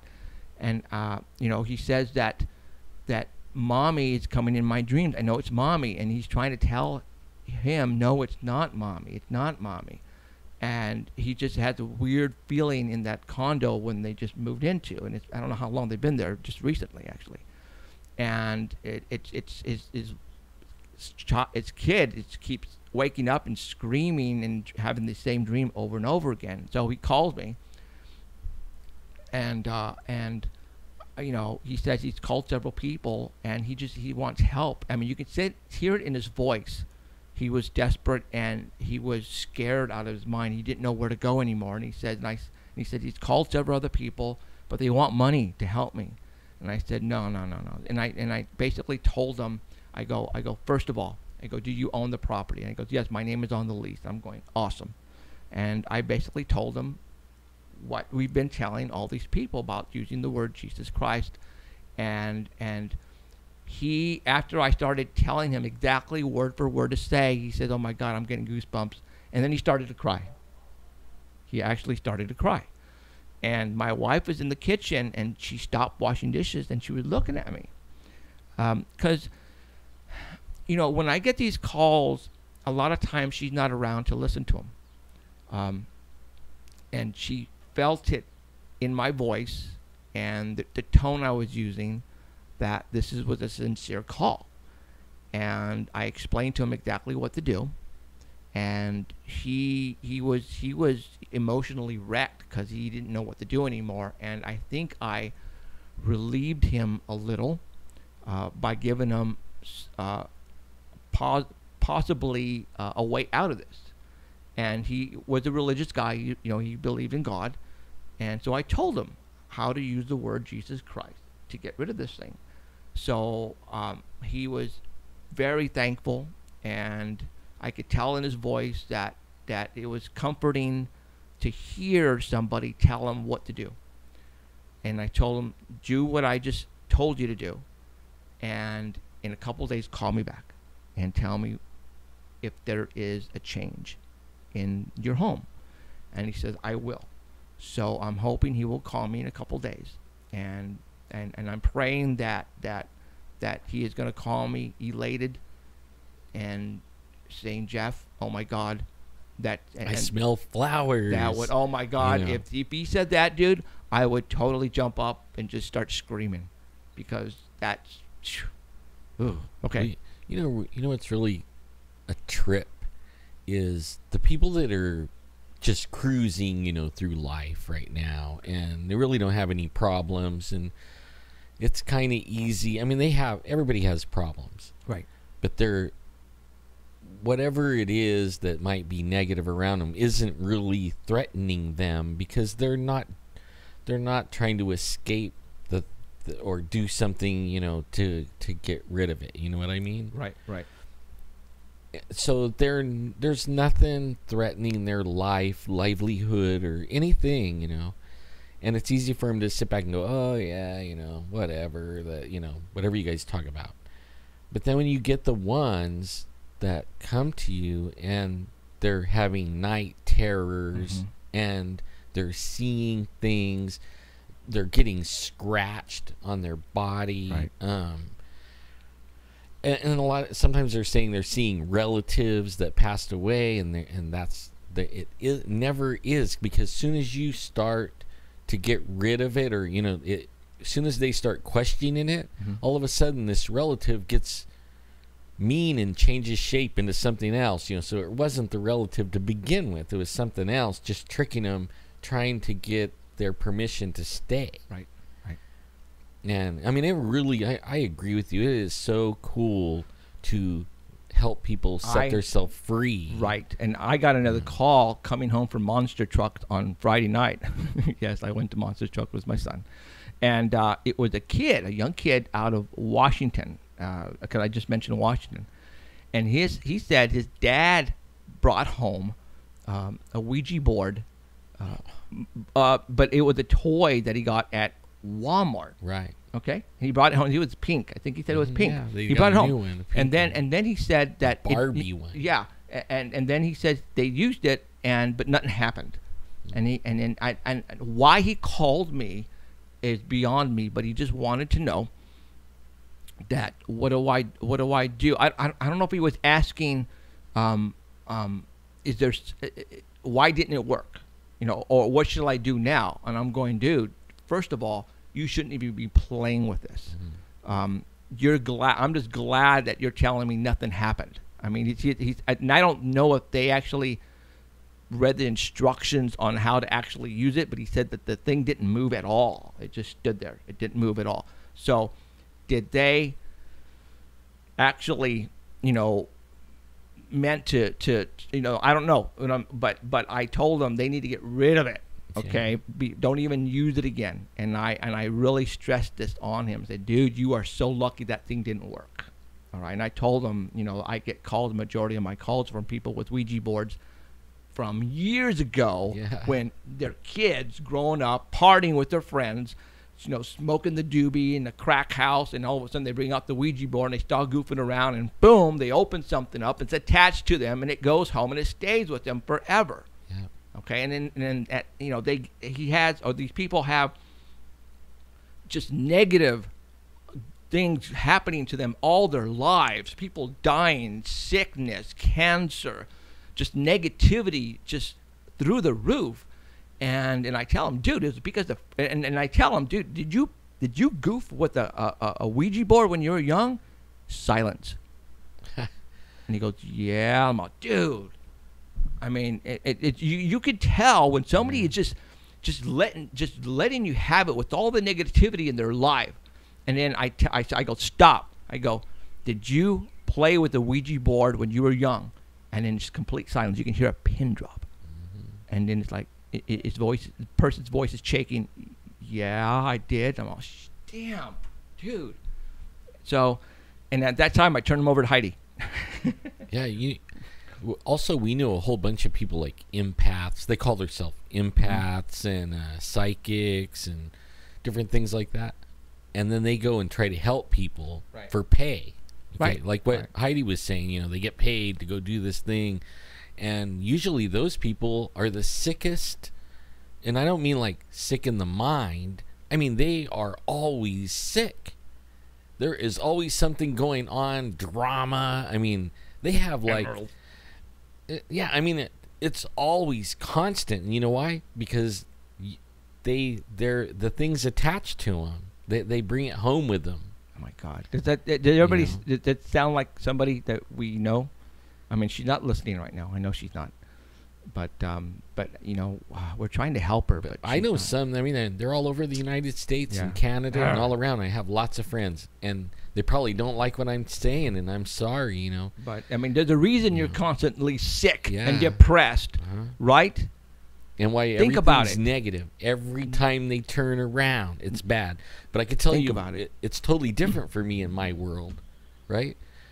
Everything's going great. I mean, don't get me wrong. These things try. But only when you know how to deal with it and get rid of it, it ain't nothing but a thing. And everything's going really good in my life. I'm having fun. I'm enjoying myself, and I can get rid of this stuff and continue on. And it doesn't get me, you know. Right. But I mean, the only thing, like, my wife will say, well, what about your leg? You know, you're already messed up.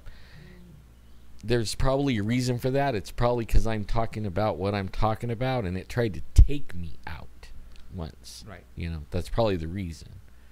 But, you know, I feel for those people because I'm not sick every day and throwing up, and, you know, I'm not seeing the doctor all the time for something new. It's just a weird thing that follows these people. Right. And well, there's a reason that they're following you.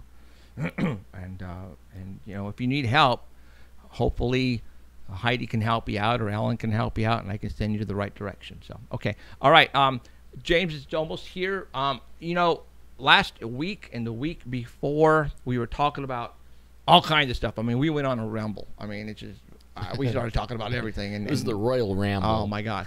So, you know, I was telling you guys about, you know, the statue of the long legs and you know, where I got it, and the garage that, on the side of the garage, that had the shelving with all those pictures. Let me get my glasses on because I'm frickin'. Oh, yeah. All right.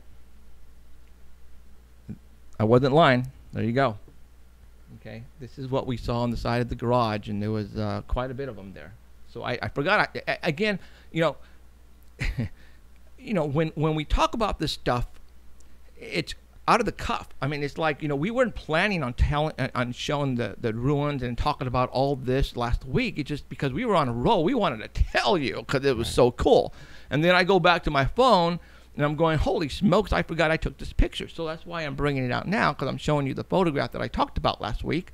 And it shows like 3 or 4 of those things. Yeah. Now, I don't have the book with me, but I have Stan Bitter's. I purchased his book with all of the. And did I have it there? I saw it earlier. No, I think I placed it probably over there someplace. You know what's kind of cool is James Fox is coming tonight. Right. And it was his producer for Chasing UFOs that we went out there, and that guy was like knew all about us. Right. And I mean he knew when we got in the car after talking to him. Let's find out from James if Shane actually ask him what was going on. Yeah, because you know, you guys have to understand, when they were down here filming, obviously I didn't get to talk to him, and Alan maybe talked to him for a little bit, but they were busy. They're constantly filming, like 12-hour days, maybe even more than 15. That, 16-hour days, okay? Yeah. So it's not like we got to sit down and talk with James on a one-on-one to see how things were going.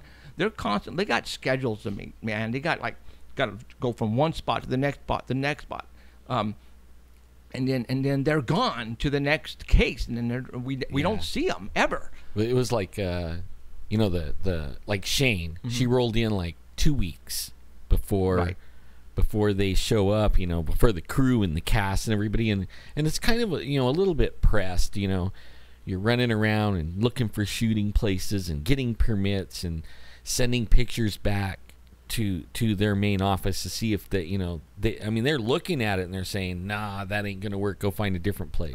Right. Or yeah, that'll work, get the permit. And then finally everything's all set, and the very next day all hell breaks loose.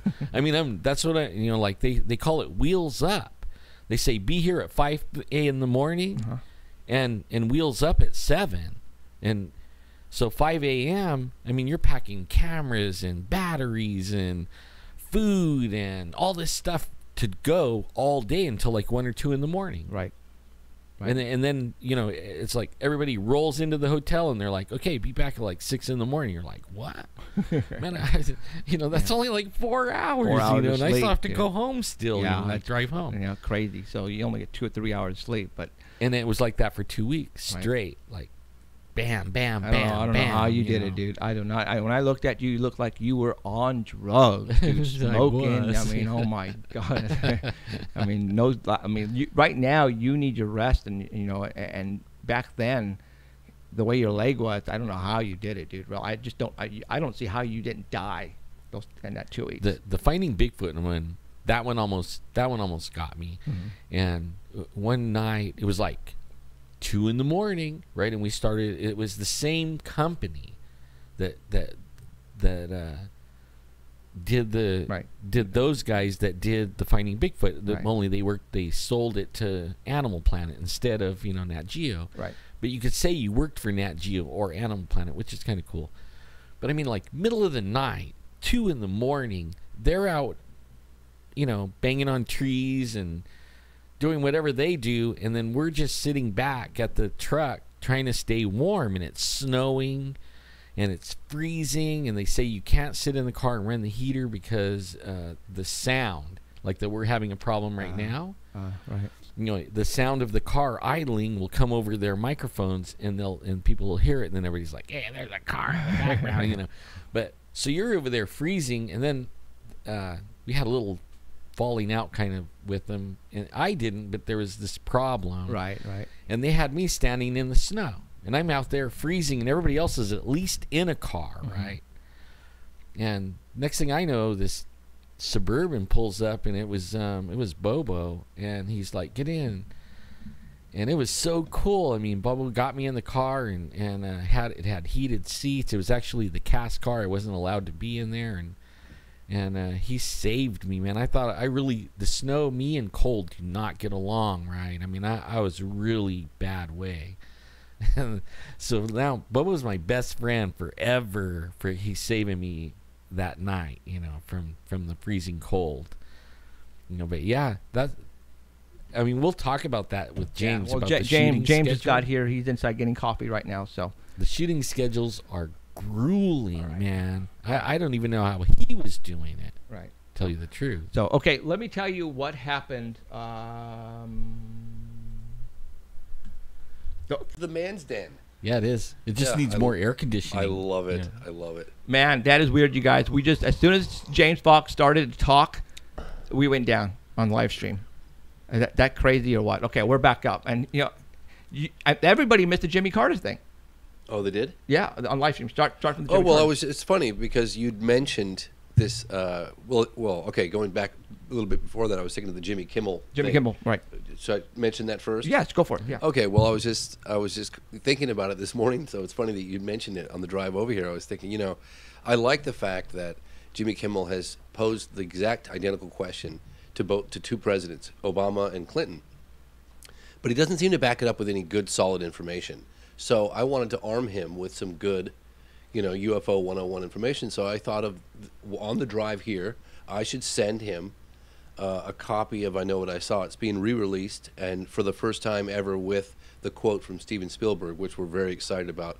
which would have done a lot for I Know What I Saw 5 years ago. Right, right. It would have done a lot. Right. Now, but didn't you Like the lightning. Didn't you sell it though to one of the networks? Yes, but here's the thing. You know, I had a guy helping me do distribution, both domestic and international, and I had the quote. I had the Steven Spielberg quote in my hands, and I remember my dad saying, "Well, look, you know, possession is 9/10 the law. You should just use it." I said, "Well, Dad, you know, the way I got it through Larry King, and I just didn't want to step on any toes, so I approached." Marvin Levy, who's the publicist for Steven Spielberg, and I said, you know, introduced myself and told him what I wanted was to use this quote, and he said, "Oh, we don't." He doesn't endorse films. I said, "Well, actually, I'm not actually really asking for an endorsement. I already have the quote." "You already have the quote?" He got really nervous, right? I said, "Yeah." I explained the situation. I said, "I actually have it in a letter form. I have the original. And it's very interesting, and it would do wonderful things." And, you know, Mr. Spielberg is an advocate for government disclosure on whatever they know. He's dedicated lots of his movies, as we all know, to UFO-related themes. Yep. And done incredibly well with that. So as a proponent for disclosure and transparency and all this stuff, you'd think that he would say, yes, sure, absolutely. Here's this little guy, this little independent guy, myself scrambling to get the truth out, Right. and you know, it doesn't cost him anything, and it's a good film. It's not like he's endorsing stuff that can't be backed up. It's good, solid, right? Sure. Right. Yeah, Right. not making outrageous claims. And they got really nervous, and he got back to me a day or two later, and he said, "We would really prefer you not to use that quote." And so, right, I think he said, "We prefer you not to do it." He was very strong-worded about it, and then he said, "At this time," is what he said. At this time. So 5 years later, I contacted his office, about 5 years, and I said, "I intend to go public with the letter, and if I don't hear from you, I'll assume that's a tacit yes." Right. So it's a go then. It's a go. Okay. And So I'm going public with the letter. I've announced it a couple of times, but I'm actually putting his quote on my film. And it was funny, actually, because the distributor said, "Well, that's a pretty big quote that's as high as it gets." I mean, In the hello, you got the proof. in the entertainment industry. Right. He's like questioning me a little bit. So I sent him the letter, and he goes, "Oh, wow, crap. you do have the goods." Actually, cha-ching. Yeah.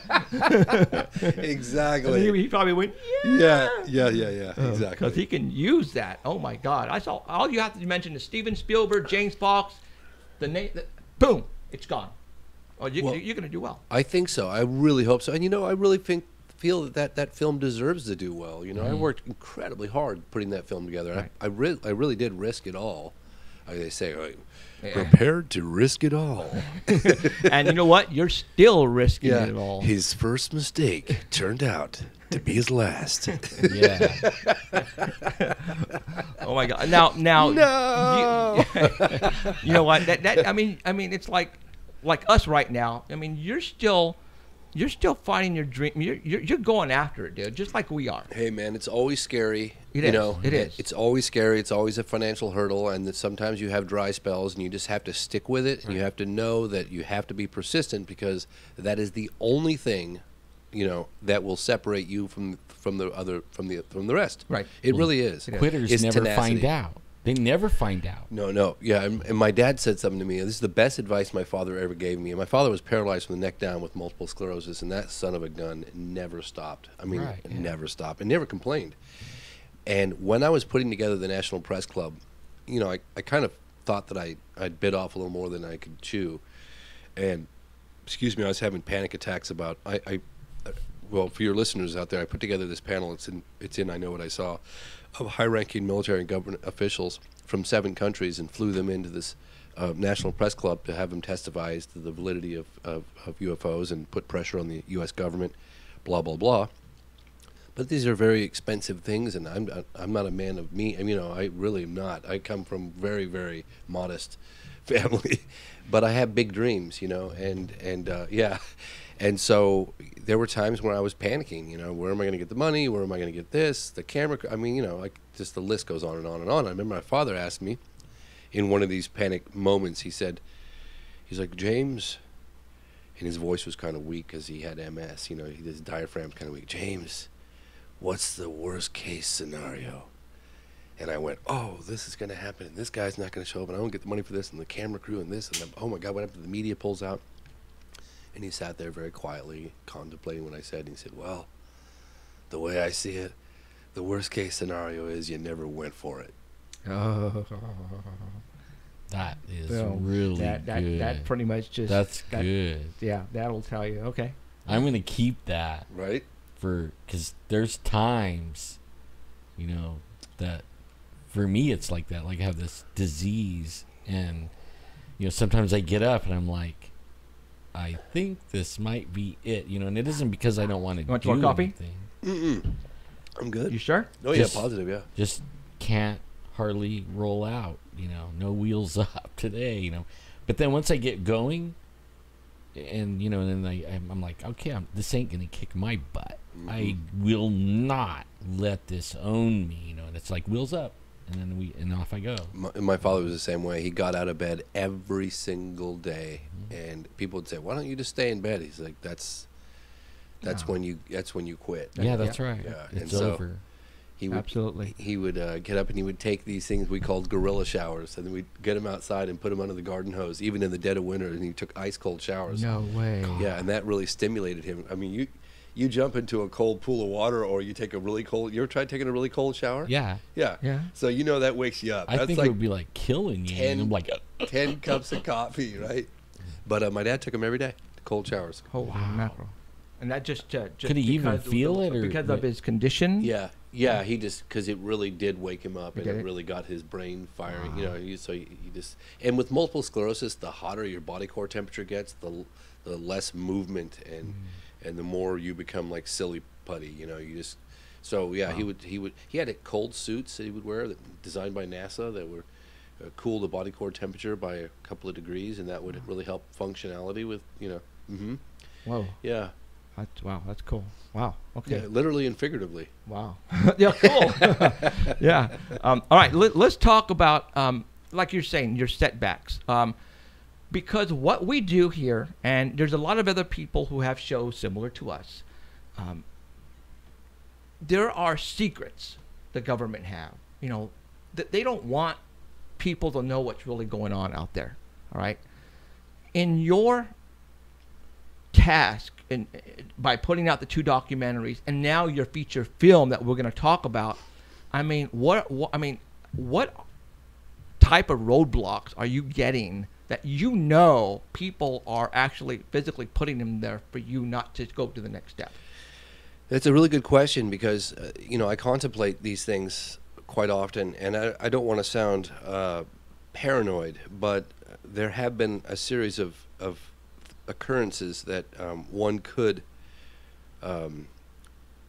consider as some sort of intervention, I would say, because it's just too coincidental. But I wouldn't necessarily. I'll discuss it with you guys here, but I wouldn't necessarily, say definitively this is happening. But we had one of our investors that was, he was, pedal to the metal. This guy was really good investor. He was very, very into what we were doing, and very into pressuring and having disclosure and whatever it took. And the government came after his company and shut him down. Okay, so you could call that a coincidence, and it might very well be a coincidence, but I am highly suspicious. And then we've had a couple of other little instances happen that kind of made me raise an eyebrow. But since then, I don't want to sound paranoid, but I don't use the names, and we're very quiet about our new investor because, I don't know, man, call me paranoid, but I'm just... No, you have to be. 'Cause you know what? We're running into the same things, and people are tripping out and they're saying we're lying. It's coincidental. Let me tell you, man. And we don't even talk with cell phones like around us. Yeah. We get an ammo box and an AM radio and put it on like noise, static, and then drop everything in there and lock the ammo box down. Well, here's the thing, and I've said this to people in the past. If UFOs are real, if these paranormal things are real, which we know they are, the government. government wouldn't be doing their job not to be investigating these things, and certainly evidently keeping a lid on it. I think it's more of a question of, their fear of disclosure of things they don't know as opposed to what they know. That's my feeling. I could be wrong. That's just my personal speculation. I think that they know a lot. They know they're real. They have photographic evidence. They have all that stuff, possibly the craft and whatever. Right. But that doesn't necessarily mean that they know where they come from, why they're here, what they're doing here. So these are questions that would arise on a massive scale if the government came forward and disclosed a little bit of what they know. So that could be. I've talked to very high-ranking military officers that have told me that's primarily the reason for keeping the lid on it. And I don't think the presidents have access to any of this stuff probably since Eisenhower or that's just my personal. Well, I think you hit it on the head, and I'm going to tell you why. I have the 24-hour hotline that I've had now going on 14 years. All right, it is, and I don't want to say coincidental, but when and for 5 years ago, we used to have UFO sightings off the freaking hook here in Fresno.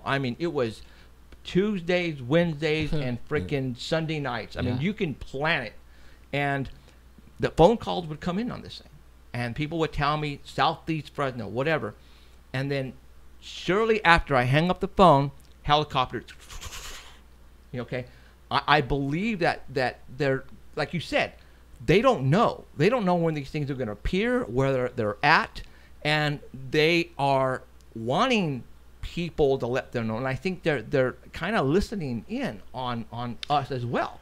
This is really, let me just tell you something. You just triggered a memory of something that I really need to share here, and this is very interesting. I met with a physicist recently, and this guy oozes more credibility than, and he's just, if you think of one of the top physicists at a very reputable university in the state of California who's been an advocate for further scientific research into UFOs, then you could probably figure out who this guy is. But out of respect to the guy, I can't release his name. But he's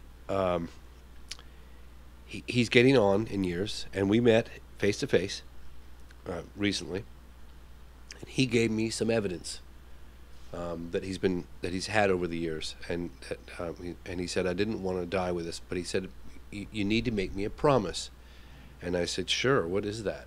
He said, you have to promise me you'll never talk about this evidence, where it is, what it is, or any of this stuff over the telephone, over email, over texting, or anything. And I said, okay, well, why? What leads you to believe? He said, trust me, he said, whoever they are, they're listening, they're paying attention, they're scanning for this type of thing. And he gave me two examples, and I swear on my father's grave, I put my father in the ground 2 years ago, that this was said to me. He said, one was he was having some analysis work done at a lab, and two men in suits showed up and took the stuff. It's gone. Okay. The other case that really alarmed him, which was fairly recently, his bank manager called and said that the bank vault had been opened. I swear to you, I'm not lying to you guys right now. His bank vault had been opened. The contents were emptied. Okay? And the bank manager had no idea how this had happened. So he said to me, as protocol, do not talk about this. Do not talk about the whereabouts. Do not talk about, all of the above, face-to-face only. And so I made him that promise, and I've done just that. So nobody knows where any of this stuff is. So you have the evidence. I do. Question. Yes, I do. Yes. Is it killer? It's potentially pretty cool. Yeah. Yeah. Yeah. And what are you going to do with it? Exactly what he told me to do with it. Which is have it, analyzed. Yes. And taken care of. All that stuff. But we won't tell us until we're off of here and all cell phones are locked in a box. Yeah. I'm honestly. I'm not trying to. I don't think he's going to tell anybody. I'm not trying to sound paranoid, but this is the promise that I made him, and he's not the kind of guy who. He's a very solid, grounded, intellectual. With that in mind, scientist. now, with that evidence, sorry. There's so many other cases that I can tell you about. Oh my God! Okay, I'm not going to talk. I'm not going to talk. Then go ahead, continue. No, I was just going to say when I was in South America not too long ago doing the Varginha case, tracked down, and that was a whole story, just trying to get these witnesses to come forward. Everybody thinks, oh, they're out there trying to get the limelight, and these witnesses are coming forward. You have no idea how hard it is for me to get these witnesses to come forward. The better the witness, the more difficult it is to get them to come forward. Sure. I promise you. Sure. Same here. We can't get them. Oh my they gosh! won't even call in. Especially with military. The real ones. The real ones. Thank you. Yes. So I got to these. I won't bore you with the details, but it took 3 trips to Brazil. I got to these primary witnesses. They were girls, I think 14, 16, and 21 at the time, during the actual sighting or the encounter, and I got to meet their mother. And the mother was this sweet, woman. Salt of the earth, just that whatever she's saying is absolute God's word, the truth. You know what I mean? There's not a shadow of doubt in anyone's mind when you listen to her speak. Right. She said that 3 men in suits came to her house, and everything copacetic, y'all. Yeah. It looked like it stopped again. It won't play on here. So anyway, that 3 men in suits showed up at her house. I have this all on camera, and 2 of which were foreigners. 2 which were foreigners. One was a translator, and they had a briefcase full of American dollars that they opened up and said that this briefcase could be yours to get your daughters to go forward publicly to the media, say they were lying, say they saw something that they didn't see, and they could move to a different location, they could live happily ever after, this thing. And they showed up in a black car, in black suits, at her house, and she showed me the exact door they came through and everything. And so there's, something's up. These examples go on. I mean, I could tell you from the Rendlesham Forest case in England. Deputy base commander had, again, an unknown agency show up. Agency showed up in Tehran, Iran, after the 1976 UFO encounter with General Parviz Jafari, with General de Brouwer in Belgium. Again, showing up, making inquiries, trying to get access to some of the evidence. This is happening all over the world. I mean, it's just ridiculous. And it's unbelievable that they're getting away with it, And I know it because I'm there talking to the witnesses. This is not something I read out of a book. Right. I mean, Mom told you, hey, some guy showed up with some money. Well, you hear this time and time and time and time again. And then I'm in Stephenville hanging out with Ricky Sorrells, who's one of the most incredible witnesses I've ever met. Police officer? Not the police officer. He was the deer hunter. The deer hunter. He stood under the UFO. Oh, I remember that guy. Oh man, he's the best. One of the best witnesses I've ever met. He said he could have shot it. He could have shot it. He Yeah. could have shot it. Yeah, he's exactly. But only, what are you gonna do? Yeah, if it shoots back. He looked at the metal on Yeah. through the scope of his rifle. He was observing the metal of the object hovering right above him. Right. But anyway, he was getting harassed by the local Air Force base, and he said, "Stop flying your helicopters over my house." They were lighting his place up at 3 o'clock in the morning with helicopters, waking up the whole family, dogs barking. I know, I was there, and I wasn't there the night the helicopters. I was there the next day or two. He was terrified, and he's a big tough Texan man, like living off the grid kind of guy, really cool. And he said, "Stop flying your helicopters over my property," and the military's response was, "You stop talking about what you saw." So it took me 6 months to get him to come forward. To get him to come forward on camera, he wouldn't do it. He told me the story off camera, and then I said, "Look, man, this is the best story I've ever heard. One of the best. Please, if you ever change your mind, please, Right. And 6 months later, I got a call, and I jumped on the plane, and I flew out to Stephenville, and I put him on camera. I think it's one of the best testimonies I've ever seen. I think it is too. You know what I mean? Yeah, it's one of my favorite ones. Yeah, he's a real guy. I mean, and most people, I think I saw this UFO was between the trees and this little light moved around. No, this guy stood under a UFO that was so big that he couldn't see the edges in any direction. Right. So do you think it was ours? No, I doubt it. No? No, I don't think so. See, I No. actually What, think something that big. Something that big. I think I'm you guys just got asking. sabotaged. I mean, I'm just asking. I think that show that we did when you guys came here. Yeah. I think that got totally Oh gosh, discombobulated, sabotaged. Yeah. All right, So all right, I got an inside look on that whole thing, so that was interesting. Well, let's talk about that then. Can you? Sure. Yeah. I mean, yeah. right? You have no connection now to that. No, show? I can totally talk You're good. about it, yeah. Okay. I mean, I think it was totally sabotaged from the gate. Well, apparently, National Geographic has a diabolical reputation for this UFO-related material, and I was sending copies of I Know What I Saw to some of the execs with the hopes that they'd watch it, because we had a golden opportunity, you guys. We really Right. did. And I understand that things need to be entertaining. I get that. And we're Yeah. targeting a smaller, younger audience. Cool. I get that.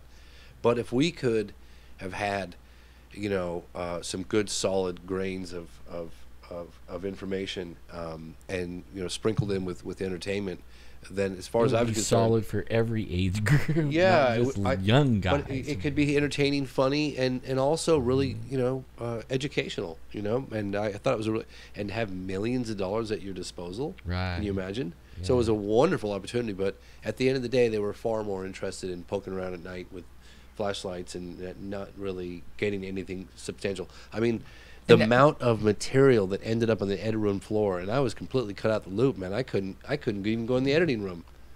They wouldn't let me in Now, why is that though? I mean, because they probably knew they were hacking it to bits, and I would have screamed, hoot, and yelled. and- but all that evidence. I mean, well, look, okay. The execs at these cable stations really don't give a hoot. it's all about ratings. It's all about ratings. They don't give a flying rat's ass about, first of all, I don't think they even believe in UFOs. I'm probably sure they don't, So to them, it's all a bunch of hogwash. To them, Right. it's all about ratings. I don't necessarily think it's a huge conspiracy like the government's telling them to discredit the whole thing. I think it was they just discredited themselves. Uh-huh. They don't believe it's true. And, but the interesting thing is that we gave them, I worked so hard, tirelessly, to give them good content, man. You have no idea. And the photographer that was David West, who was incredible. He's phenomenal, he's man. the best. I man. love that guy. Love that guy too. We've been working together on this new project, so Really? that was the best thing that happened to me. Yeah. And hang with you guys too. But him and I were lamenting over a beer a year or so ago. We were actually in Brazil. He's the photography that he used in that techniques and stuff that he used on National Yeah. Geographic. He's been using for 701, which is kind of cool. Yeah, he's really my good. gosh. Man. But anyway, you he just was can't let saying- him get around ducks or nothing. He was you saying, he was saying that God, James, all the good material that we got that just never saw the light of day. And I said, David, I know, man. Believe it breaks my heart. It really does. Well, now since you have or you know about all that great evidence, I mean, Oh yeah. Well, here's the thing. Yeah. No. In a lot of ways, I learned a lot. I made some great connections. I've cultivated my own skills, with editing and shooting. Like now, I have my own really high-end camera, and I've spent the last year while I've been raising my son. I've been practicing shooting commercials and shooting headshots and doing little PSAs because I've wanted to really learn how to use this new gear that I have. And working with this guy David West, who's a phenomenal cinematographer and videographer. I think he's like the most famous one in the world. Oh, he's amazing. I don't know if anyone ever saw that Ice Cube video. Today was a good day. Anybody hear that one? It's a really famous 1980s something. It came out, and it was before. Yeah. Anyway, so David- he shot it, or he shot it. did Yeah, he? yeah. It's called Today Amongst is a Good other- Day. I think it was like the late 80s or maybe early 90s. It's pretty big. But anyway, so we're bringing a lot of that, which I have learned from my involvement with National Geographic, and also my establishing a good rapport with this incredibly proficient cameraman. You know what I mean? And integrating that into 701, because I feel like one of the limitations with I Know What I Saw, I know this is because I almost sold it to Lionsgate for I would have been a millionaire. Okay. Well, let's not even, because I'm not doing this to become a millionaire, but Right. it would have been nice, okay, because I'm doing it anyway. Right. But Lionsgate, the distribution for Lionsgate for I Know What I Saw would have been phenomenal. Can you imagine?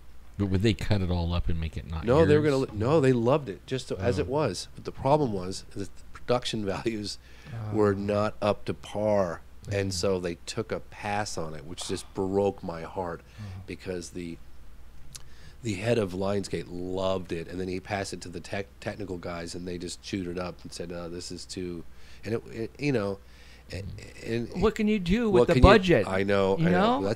That's why I'm getting my my own gear and hiring. We're not making that same mistake twice. You look at the production value with 701, and it's top notch, man. We're shooting on Now, C300. 701. People are going, what the hell is 701?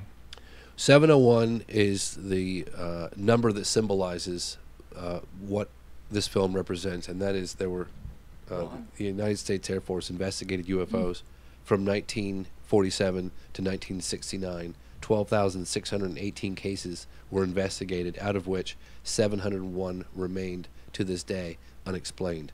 And that's not necessarily because of a lack of data. They just remained unexplained, like the Socorro incident, for instance. Okay. Yeah, so that's 701. So it's symbolic of that core 5 or 10% of UFO cases that defy a prosaic explanation.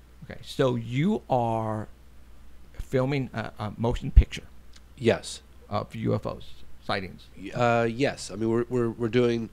It's interesting actually because I'm involved with a much larger kind of crew, and it's a feature film, and then it's a hybrid feature documentary, and then we're doing 4 documentaries to write on the coattails after the film's released. But it moves a lot slower. When I'm doing my own production, like with Out of the Blue or I Know What I Saw, even with a small budget, I could keep the wheels turning.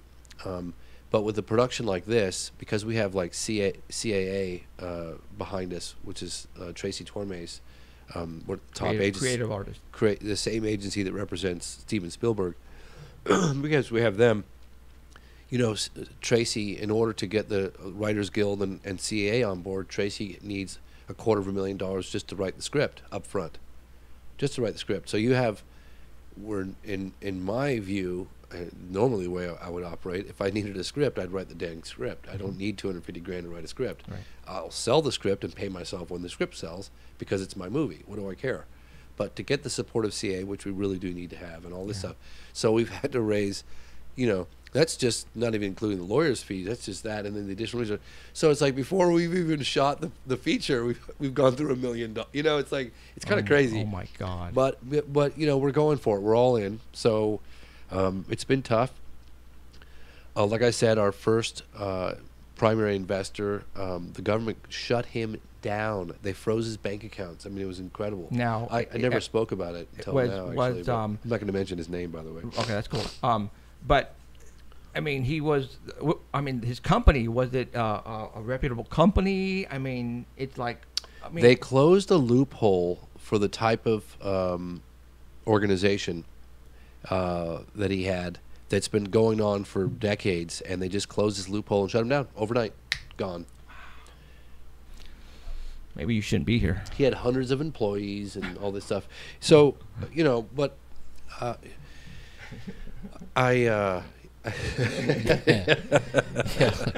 well, he was doing stuff. He was kind of arrogant, I gotta say. Yeah. He was going after like ex-CIA guys, and he was throwing a lot of money around. I mean, a really great guy. I have nothing but respect for him, but he's new in the field. He was throwing a lot of money around, and he was not afraid at all to question the government. Wow. And he was, it was amazing, actually. You imagine a guy who's making $1 million a month gets behind you what you're doing and then starts throwing a lot of money at you, and a lot of money at the problem. Because I tell you, man, I'm quite confident that with 1/5 of the budget of the average feature film, we could educate the general public on a global level with what's really going on. And I think 701 is going to be a great film for that. I mean, Tracy Tormes is, I bow down to that. That guy is very, very smart, and he's been thinking about how to put this feature film together. And it's a very complicated, to fuse a documentary with a feature film, recreations and have a fictional character and things of that nature. It's a very challenging thing, and he's been he's storyboarded the whole thing. We have the, but keep in mind that once the feature film is released, we have enough material as of almost right now, not quite, almost there, a couple more months, for four 1-hour documentaries. So we'll have a 4-hour special. Probably get the same narrator, or probably get the same. I don't know. I'm thinking about trying to get somebody really well known to host it. Now, so this is not going to theaters then? That will not go to theaters. The feature film will go to theaters. Oh, so this is a totally different project then? Same kind of concept, because, okay, so let's put it this way. Okay. 701, the film's probably going to be, 95 minutes? Maybe a little longer, okay. Maybe 10 something. but it can't tell everything. So No, you can't. And we're going to have, we're shooting recreations, and we're shooting real life recreations. Right. I mean, like cinematic, Cool. sweeping, on location. We want the viewer to be There. present as though they're experiencing the encounter. We want that kind of realism. And so, but we're also bringing in real testimony and real archive footage and real evidence in the film, which is Tracy's worked out. He feels quite confidently how he's going to do that. But out of all the stuff that we've gathered, I've got 16 terabytes right now of material that we've shot from all over the world. And from all the stuff that we've gathered, we've got enough material for at least a 4-hour special documentary series, right? Wow. Television series. So you think of a 4-hour, super high polished production, like I Know What I Saw, but really highly polished with really good content, and 4 hours of it. So we have enough. We almost have enough material now, not quite, but we're getting close. So we have 701 will come out, and hopefully people will be asking a lot of questions because everything will be accurate. There's nothing we're all on board with the production of 701. Is everything's going to be 100% accurate. The dates, the documents, the testimony, all that stuff, the recreations, 100% accurate, even at location. So people will be curious to know a lot more about what's been going on, and that's when the 4-hour special. And I'm actually going to be editing that 4-hour special rough cut version during the production of 701 as well. So hopefully there won't be a lot of rollout time between when both of them are rolled out, Wow. So that's our You're plan. Gonna hit hard, man. You're gonna hit hard. Yeah. So we've had a handshake deal with a new investor, and the check hasn't cleared yet. But when it does, but it's in phases. Like we get the script. The script will be done hopefully in the next 4 months, and then we'll be ready to shoot, and then shoot the recreations and all that stuff, and. While Tracy's writing the script, I'll be traveling around and doing some follow-up interviews for the documentary side of things, and so it's quite a project. Wow. It's quite a project, and it's going to take a few years. It's not going to happen overnight. I mean, out of the blue, it took me 7 years, Right. 5 years, and then an additional 2 years. So, what I was saying earlier is that you can't. You got to set your sights high, and you got to just keep at it, and you got to chisel away every day, Right. and make it happen. And don't give up. No, don't give up. Exactly. Yeah, Wow. yeah. Like I remember, like what shocked me is like I eat up the UFO stuff, right? Like ever since I was a little kid, and we were standing out in the hotel, and I never met anybody besides just a few people that knew about everything, like just about every sighting, and then you went and met everybody too. That's what blew me away. I was like, dang, man, not only did you know about all of it, you actually talked to the actual people that were involved in it. And That's exactly, that's a really good point, actually. You say that because I'm constantly getting, especially if I go on a TV show or something, you're getting criticized or questioned, right? Yeah. And I say, What look, do you let me, know? look, I'm not an expert like someone like a Stan Friedman or something, and I don't have I'm not a walking encyclopedia of knowledge. But the cases that I do know, I didn't read about it. I actually went and met with the witnesses and talked to them about it, and met the military guys, talked to them about it. So what I do know, I really know what the beep I'm talking about. Right. You know what I mean? And that goes for us too, because we're not just talk show hosts. We're effing investigators. Yes, you get out there in the field and do it. Absolutely. Yeah, so that's why when people, give me this, I was in Phoenix, Arizona in '97, right after it happened, questioning witnesses and filming witnesses and all that stuff. I mean, I followed up that case for 10 years. I worked on that case. Right. And I went to Phoenix probably 10 times. So when someone says, flares, I was like, you're out of Bite me. You're out of your mind. Well, man. the thing is, see that there was, but only it was over the Barry Goldwater range. Right. 10 They o'clock. did that so that they could discount what really happened. That happens here. Yeah, that, they're- like Oh, dude, it's crazy. It's crazy. we get like somebody will call and say, "Hey, man, there's a triangle," right? Right. And then we'll we'll be yeah, out. yeah. Everybody will be outside, and we'll be outside, and everybody's looking, and then we missed it. Right. You know. But 30 minutes later, here comes these jets. in a Lemoore, triangle formation. triangle formations. Only with one flashing light on each one, right? In a triangle, and they fly over a couple times, Right. in an hour. Yeah. Right. And everybody goes, So oh, it everybody's, was just jets. It was oh. just jets, right? So- but I believe the people. Yeah. Of course, you Especially guys. when they say the triangle was being chased by some jets and eight people saw that. and you can't see the stars Well, when it went over. Right, yeah. It blacked out the stars, yeah. No, it's absurd. I mean, You know, a lot of people don't know. Like, You know, when you talk about the Phoenix lights, they think it was just the stupid flares over the right, mountains.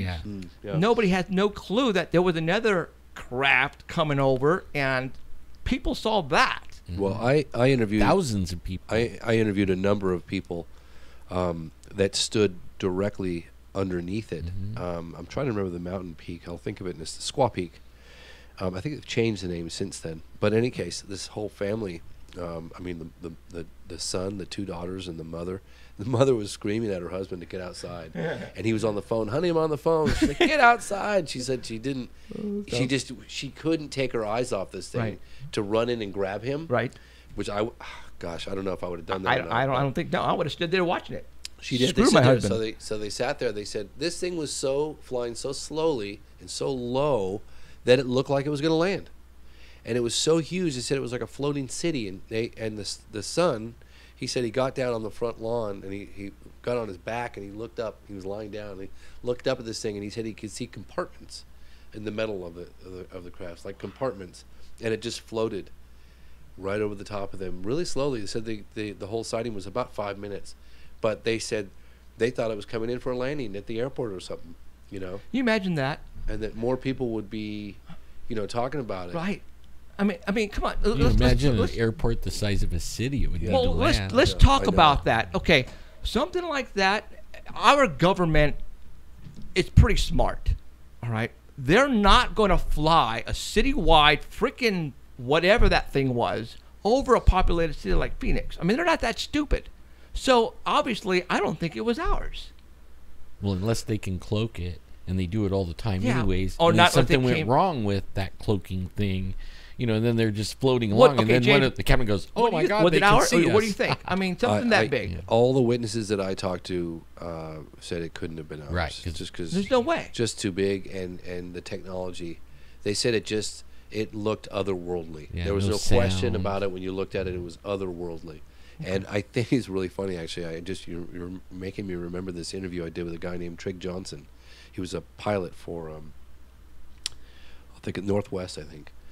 And he was a real good guy from Arizona. He's drives a big truck, cowboy boots, good old boy. And he's not the kind of he's a grounded pilot. He's pragmatic. He's not, one of these new age kind of, and he started to say something at the end of the interview, and then he said, "Oh, forget it," and I said, "Well, no, well, I want to hear it. What is it?"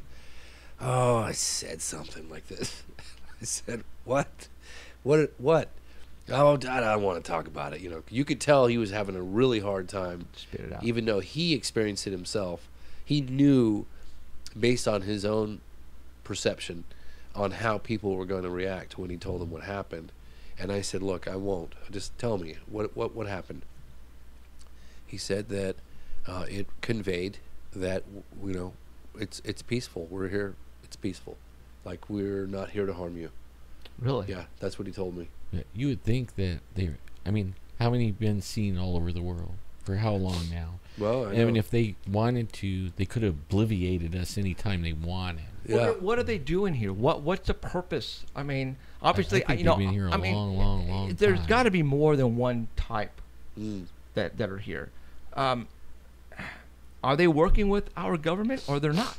Well, here's the thing. Or they're running our government, What's- scaring the crap out all of right, them, saying, "You just keep quiet, boy." No. What's in it? What's in it for them to work with our government? I just don't buy that. I don't believe that. Okay. I No, just don't. I mean, I'm just telling you they my just thing. tell them, Yeah. don't tell anybody. And well- what is our government going to do? Well, we'll what obliterate you. does our government have to offer them? Jack Nothing. diddly squat, Yeah. right? So People. I think Well, they're going to do what they want no matter what anyway. Okay. So, True. and look, again, I have to state emphatically that this is speculation. It's informed speculation. Okay. But this is my own personal viewpoints because I've given this a lot of thought, and I've talked to enough, people in a position to have some idea of what's going on. Spit it out. Yeah.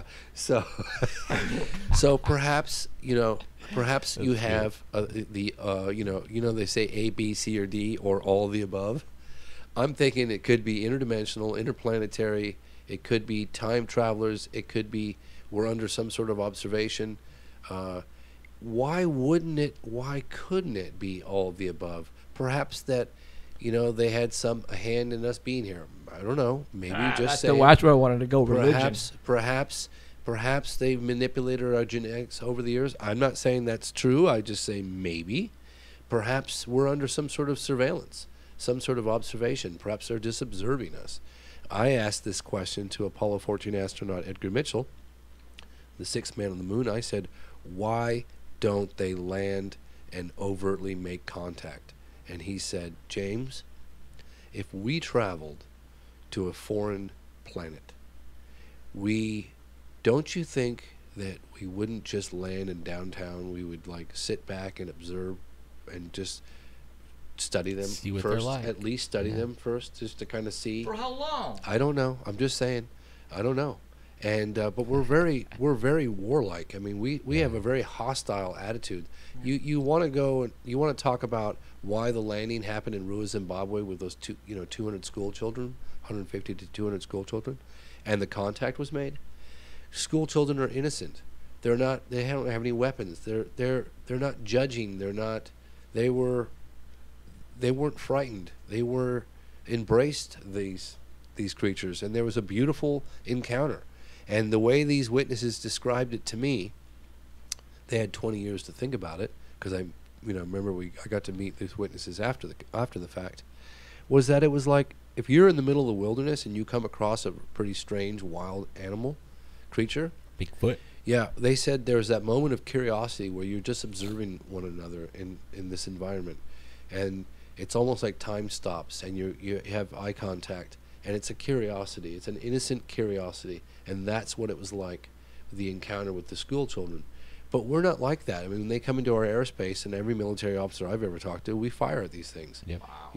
And That's like the stupidest thing. it's very, man. very hostile, and they're not showing any indications of being hostile, so why would we? And they So- don't even hurt them. I mean, don't you It's- think that if they could fly? How many wars are going on Yeah. in this world Yeah. right now as we speak? We're killing each other. It's so I would imagine, as an outsider, I certainly would look down and think, A, why would I want to make contact with hostile people? And B, the times when even some of these things have come into our airspace, we've taken a very hostile position against them. And I'm not what do you think about abductions? Like people that get abducted? well, I think that Have you talked to a lot That's a of s- abduction people? I've talked to a handful. I've never done any.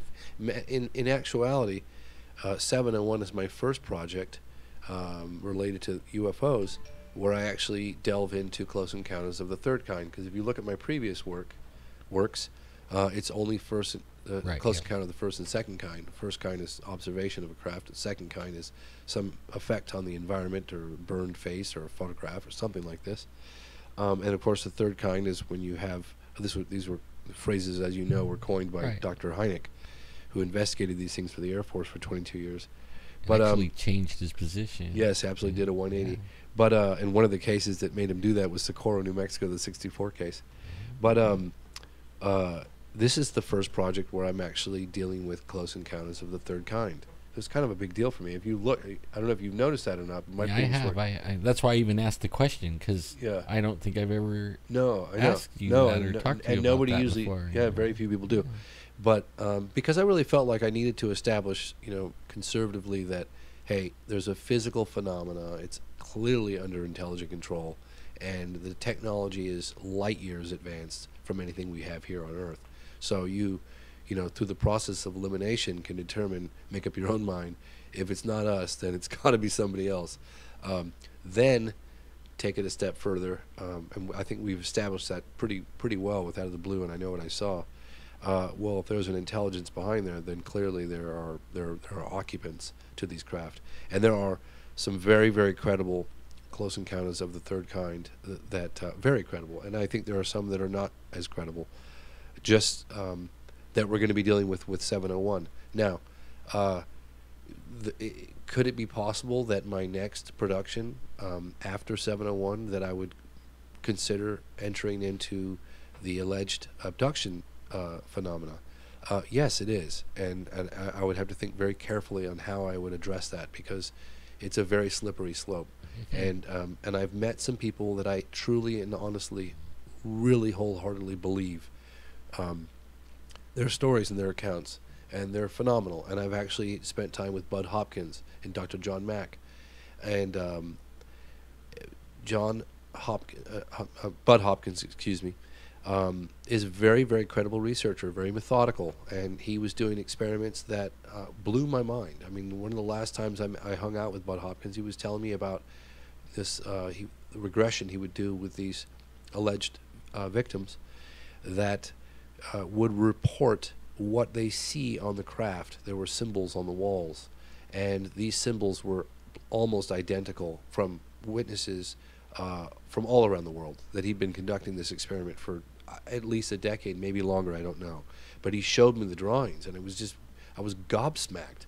How on earth could they be recounting these very intricate symbols on these craft, and how there was so much resemblance? There's no way that it could have been a coincidence, so there was some pretty interesting findings. I don't know if he went public with that before he died or not, but so I guess what I'm trying to say is no, I've never really extensively investigated, certainly not for any film projects, the abduction case, the alleged abduction cases, but I think that there are some very credible accounts.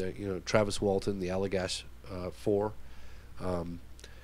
the one that happened in I'll think of it. I think it was it Alabama, or I'll think of it in a second. But in any case, there are some very, very compelling accounts of abduction cases, and some of which, recurring.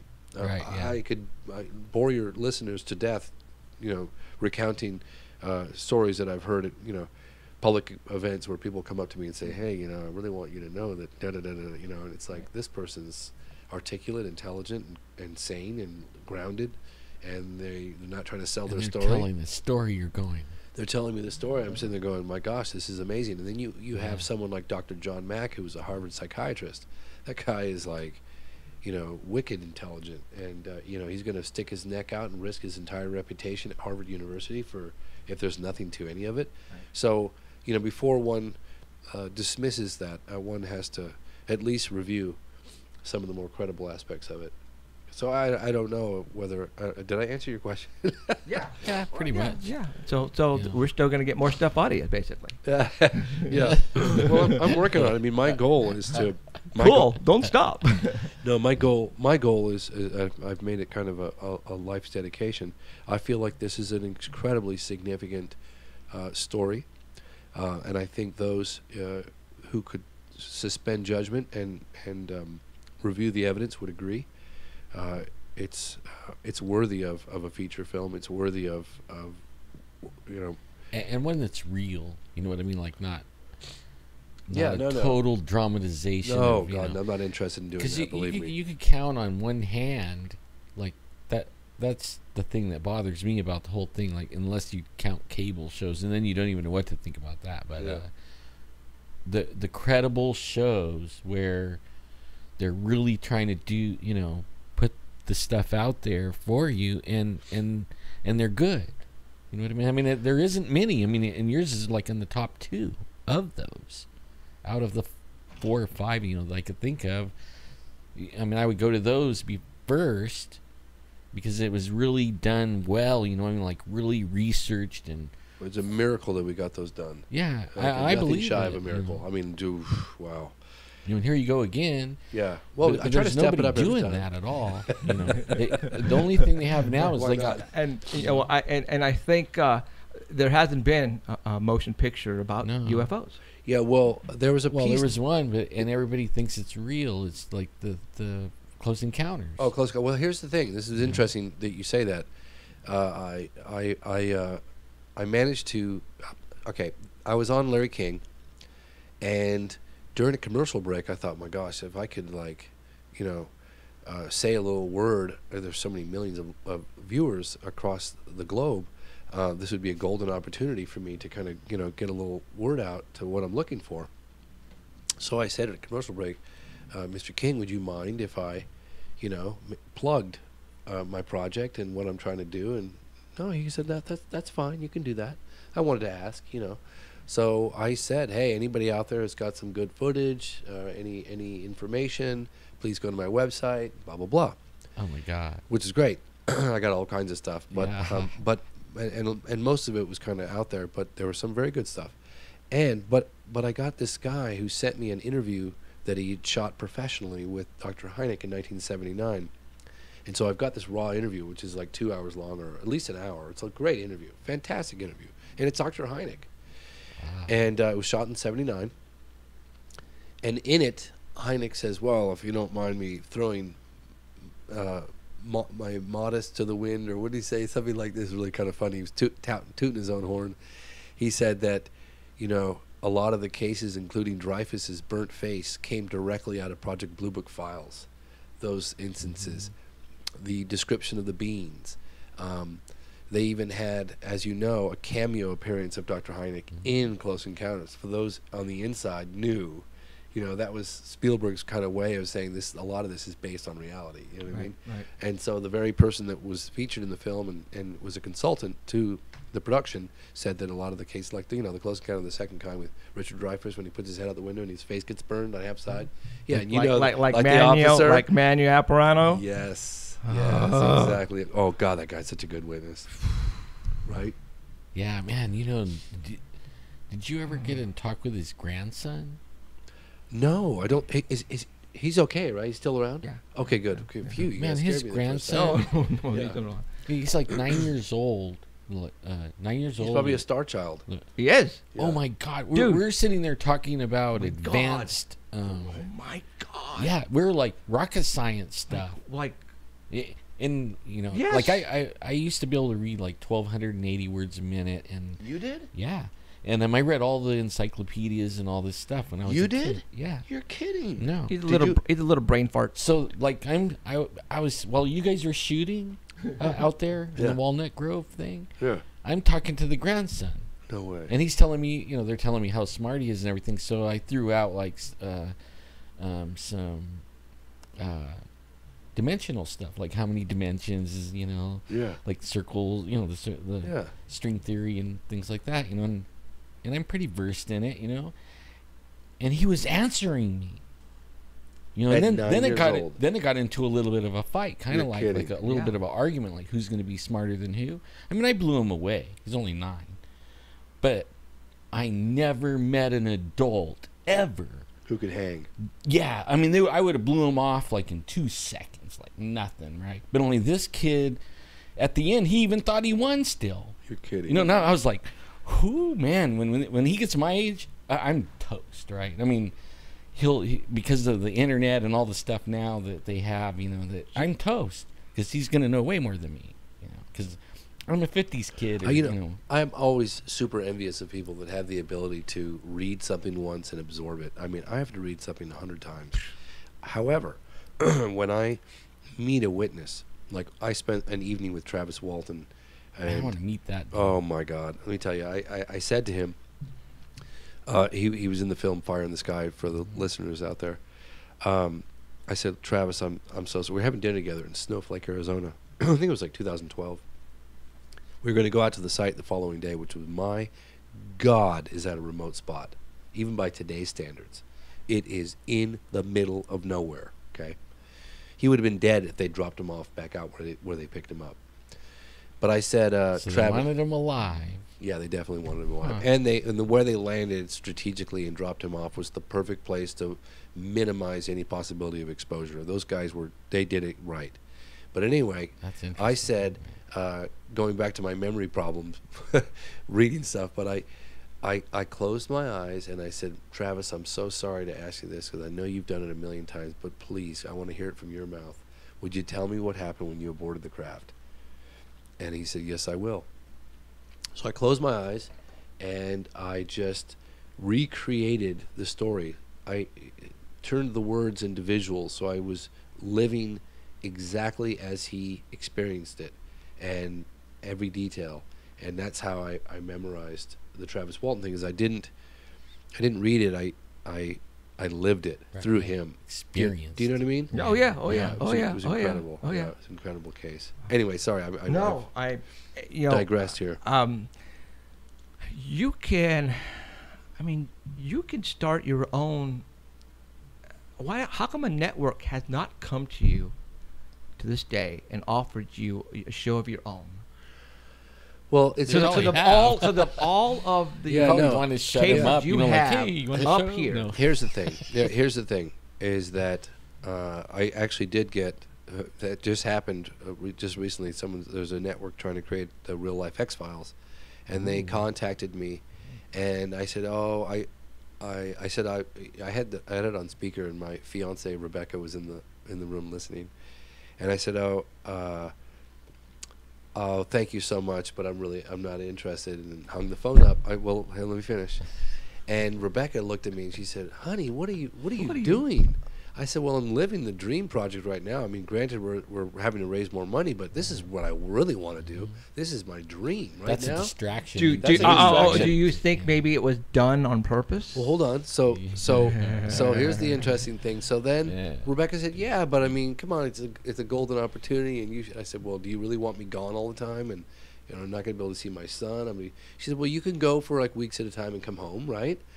So she said, "Well, just audition for it, So I said, "All right, So I think I sent the guy a little email back, and I said, "Hey, provide if it was going to be done this way, and da da da da, I might consider it." He said, "Yeah, what would you consider?" Blah blah blah. So I auditioned for it like a week ago. So Wow. Okay. whatever. So an X-File. They said they were creating the Real Life X-Files. That's what they told me. the real life. Yeah, they Probably wouldn't give me the nobody could do network. it It was but a big you, though. network. They didn't say, he didn't reveal the network. He just hinted as to what network it would be. So whatever, I auditioned. Who Real knows? life But I had to be honest with you guys. That's not really my objective. Right, My objective right now is to right. get 701 done. I've got 4 hours of documentaries to button up. Right. It's a colossal undertaking, and that is what. And once that's done, if I want to have a little fun with a TV show and my name is out there even more after this production on a bigger level, I might have some fun and do it, and I want to get the word out, and I want as many people to know what's going on as possible, because I feel like everyone has a right to know what's going on. Yes. It pisses me off to no end that they've made the decision that they're putting the clamps down with our taxpayer dollars, and they're denying the world this information. Yeah. It's unconscionable in my view.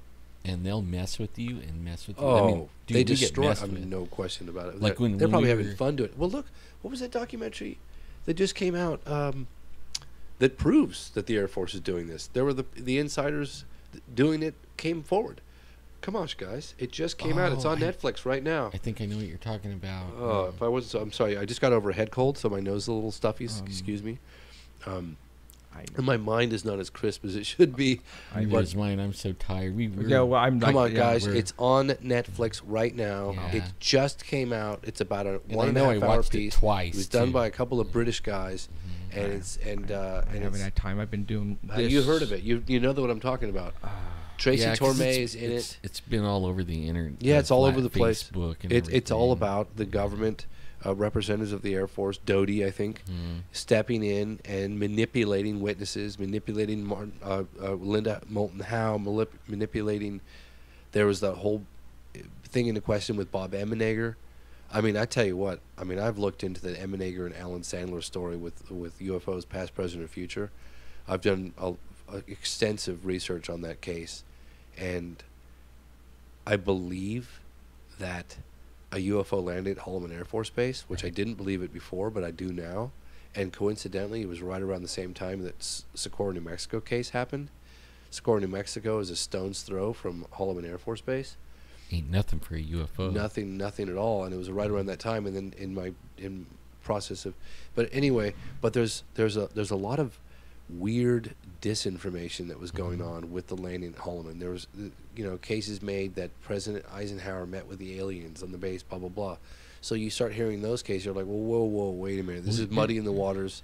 You did one, I can't remember, Gordon Cooper, I think? Yes. That was Edwards Air Force Base. Oh, okay, Yeah. yeah. And, Yeah. I mean, they landed, and he was like, I looked at the film. footage. Yeah, that was Edwards Air Yeah. Force Base. Yeah, well, you hear these stories. I mean, if they did land on a military base, of course they would have cameras. Yeah. And so, anyway, the Holloman Air Force Base case that was talked about and the illustrations were made in that film, UFOs Past, Present, or Future, I didn't believe it initially, but I do actually believe that it happened now. And I've actually talked to one person who saw the film footage. Not just that actually saw it. It's very strange. But he has weird ties with the CIA and, Right. and that sort of thing. And I know that because I talked to Stanton Friedman, who was flown in for some PR around the time of the release of that film, and a later version of that film. And Stanton said that the check he got from the organization was a known front for the CIA. And Stanton's a credible guy. I totally believe him. And I said, well, it's interesting you should say that because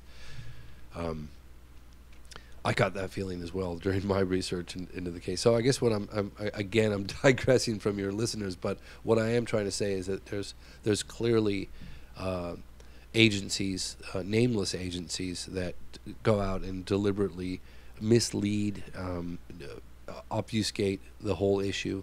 There's disinformation put out there, but at the core of that, and if you could sift through it all, there's a very, very solid evidence and wonderful cases to provide a very strong argument that we are being visited. It's like when we were filming out there, and we were telling Shane, I don't know if she talked to you about this, but there's these vans and they're following us, right? And we're putting our phones in an ammo box, and we're doing everything we can not to tip anything off, you know what I mean? And she gets pulled over at the airport, and from that moment on, that was before you guys even touched down here, she was being followed, and she was held at gunpoint at the airport, and for a while, because she stopped at the airport and asked a question at the gate, right? And then they followed Shane, her. our production person? Yeah. Oh, Yeah. Really? And then when we got out, when we had the FLIR truck and everything, and that was so cool. Do you that white van that you guys filmed? Yeah.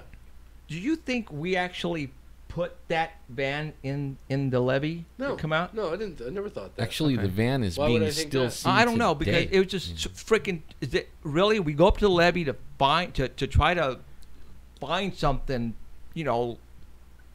Men in Blackish thing or whatever, and this freaking white van comes out of the levee. Yeah. It's like, are you Remember those effing two kidding witnesses? Remember those two witnesses that said the same thing? It was a wonderful young couple. I think she just had a baby.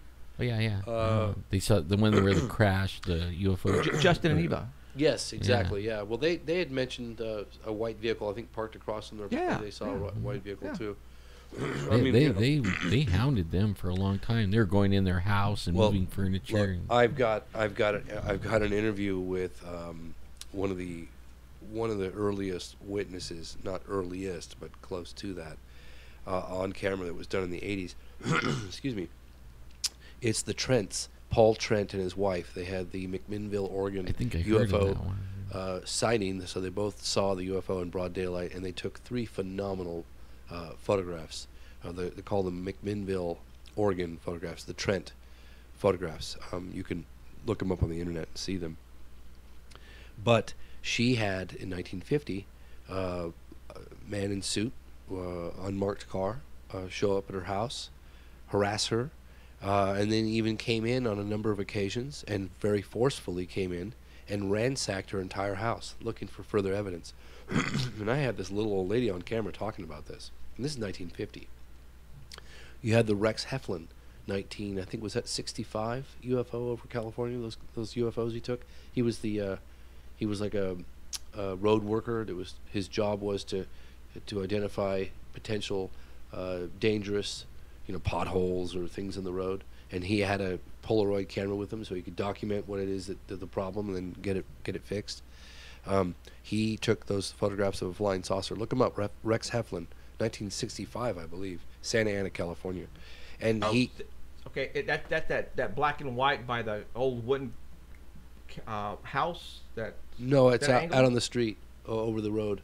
It's the Rex Heflin. Look him up. They're great photographs. I know. As soon as you mentioned Santa Ana, okay. So, but I know this because I interviewed the woman who's now in possession of I actually got to touch them. It was incredible. Of the Rex Heflin photographs. And the woman who's in possession of those photographs, I interviewed her, and she was good friends with him.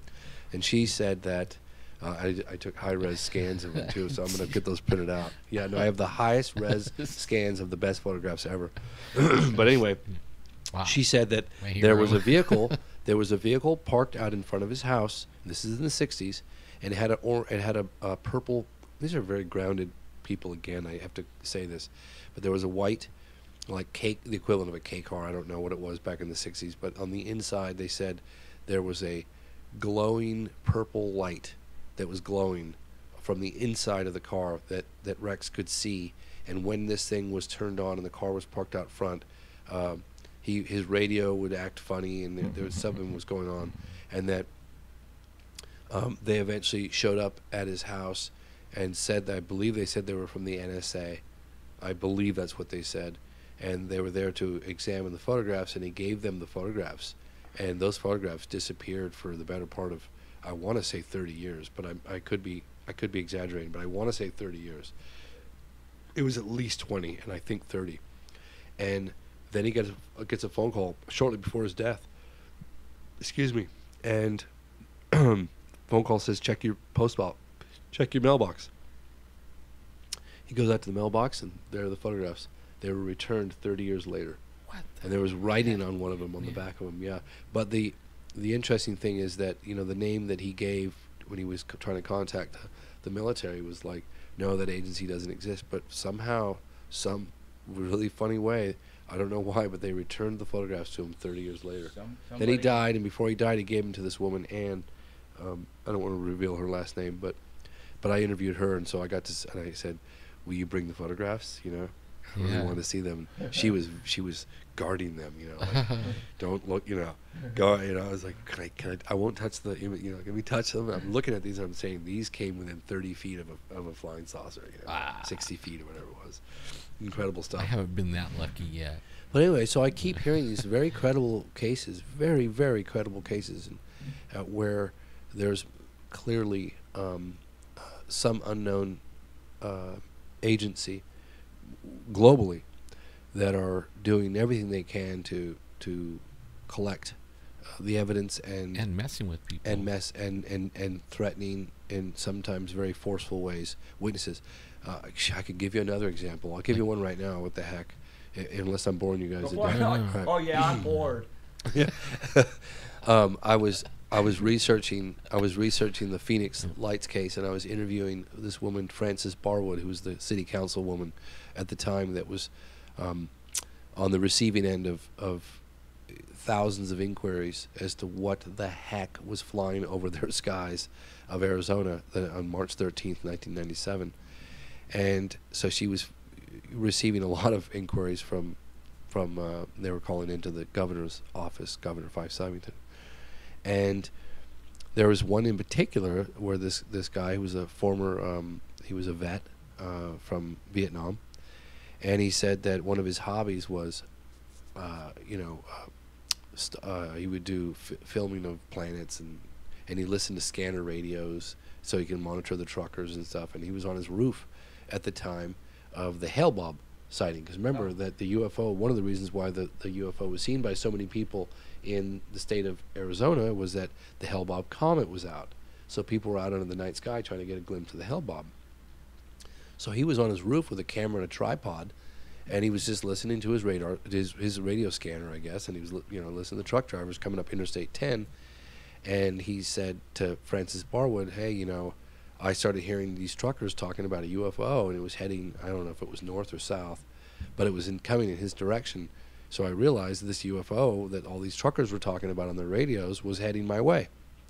So I tilted my camera, and he said, this object flew right over my house, and I have phenomenal footage of it. Would you like to see it? She said, yeah, I'd love to see it. So they made arrangements that he was going to drop it off the following day at her office. About a week or so go by. She doesn't get it. So he calls her up about a week later. He said, well, what did you think? She said, what do you mean, what do I think? You're supposed to drop the footage off.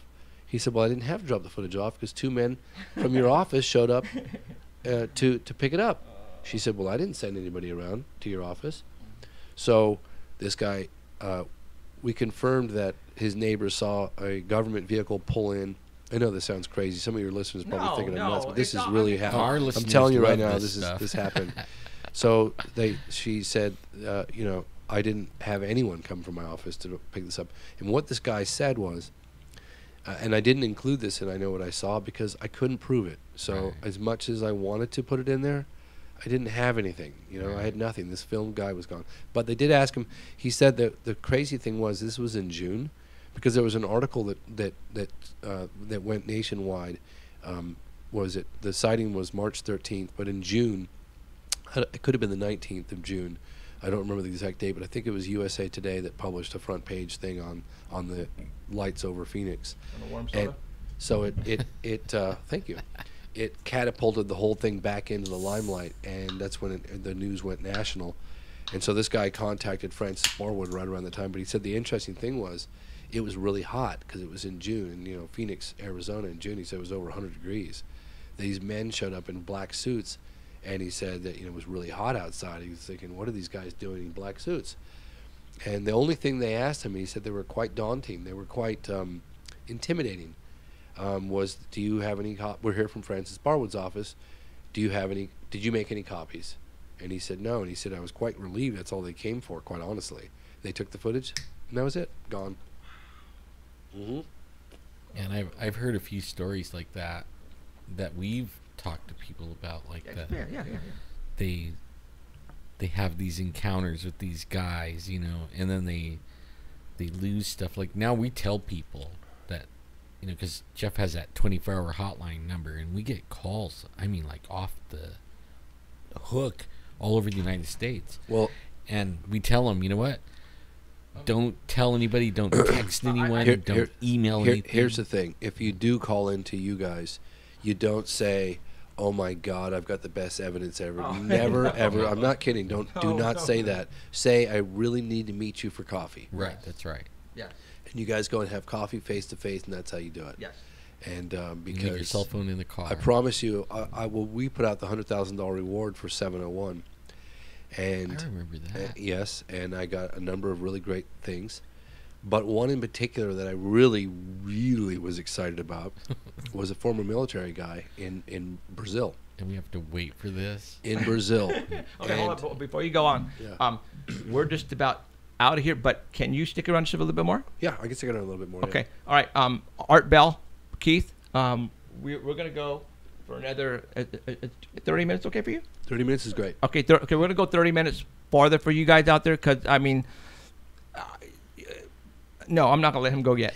So, Keith. As long as you guys can deal with my voice, I'm good. Okay, and then we'll take you out to Denny's afterwards. Okay. Sounds awesome. Okay, Love all right. it. Okay, we're going at 30 minutes more for all you guys because I know you guys are loving this. So all all, right, James. all our Bell guys could go. Are they going to stay on? You know what, Keith? Is it cool? We're gonna continue on. Do you want us to go ahead and leave the show, or do you want us to keep on going, Keith? And I'm waiting for his response. Let me say one thing while we're waiting. Yes. I Know What I Saw is being featured in the Sonoma Film Festival. So if anybody's interested in going, the really cool thing about it is it's the first film festival in the nation to feature a UFO genre, which is really cool. So I really want to get the word out and hoping that, you know, many people will come to the Sonoma Film Festival, or at least tell a friend. I mean, it's nothing to come see the film. Where's that? It's the Sonoma Film Festival, And it's going to be on the 27th and 28th of this month of Where's March. Sonoma? I mean, refresh my Sonoma memory. is in wine country up north in the Bay Area. That's where you you just told live. my wife wine country. Oh my Yeah. God. That's where you Whoopsies. live. By you. Exactly. It's like an hour away from where I live, kind of inland. It's beautiful. It's a beautiful area. Yeah. Yeah, in inland the is- wine country. Yeah. So that's going to be, and the cool thing is that excuse me, I'm going to do another. Thanks, Keith. I'm Thank gonna you, do Keith. another radio interview on Wednesday. Excuse me. While I'll mention this as well, I really like. It's been very difficult to get UFO related stuff in mainstream, as we all know. Yes. And to get into a film festival. I mean, I submitted all my UFO films in film festivals, and just been categorically just not happening. So this is kind of a big deal, and I really hope that people will show up and support it, because When is this again? it's the 27th, 28th. It's going to be on the 28th of March. My film's on the 28th of March. I'll send you the details. Maybe Okay. I'll give you a whole little blurb about it, and you could talk a little bit more about it. as it's coming up. Abso-freaking-lutely. Yeah, we will. Road trip. Yeah. Yeah. So, okay. Well, you know, like the reason that you even can get that in there, and why people are more open to it now. I mean, and it started from guys like you that started a long time ago, and you just kept digging and digging and digging and putting it out there. It really helps. I think it's really gonna help, and we'll know in the next 6 months or a year.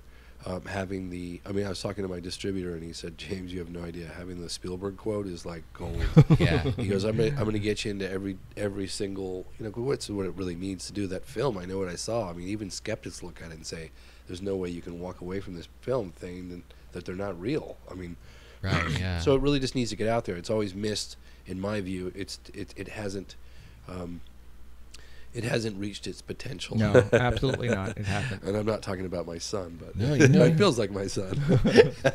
No, your son's Oh so my cute. God! You guys need to. Yeah. Yeah, Isn't you he- guys need to see a picture. Oh my actually. gosh, I love that little guy. Um, But I was telling your listeners a story, and it's we get contacted.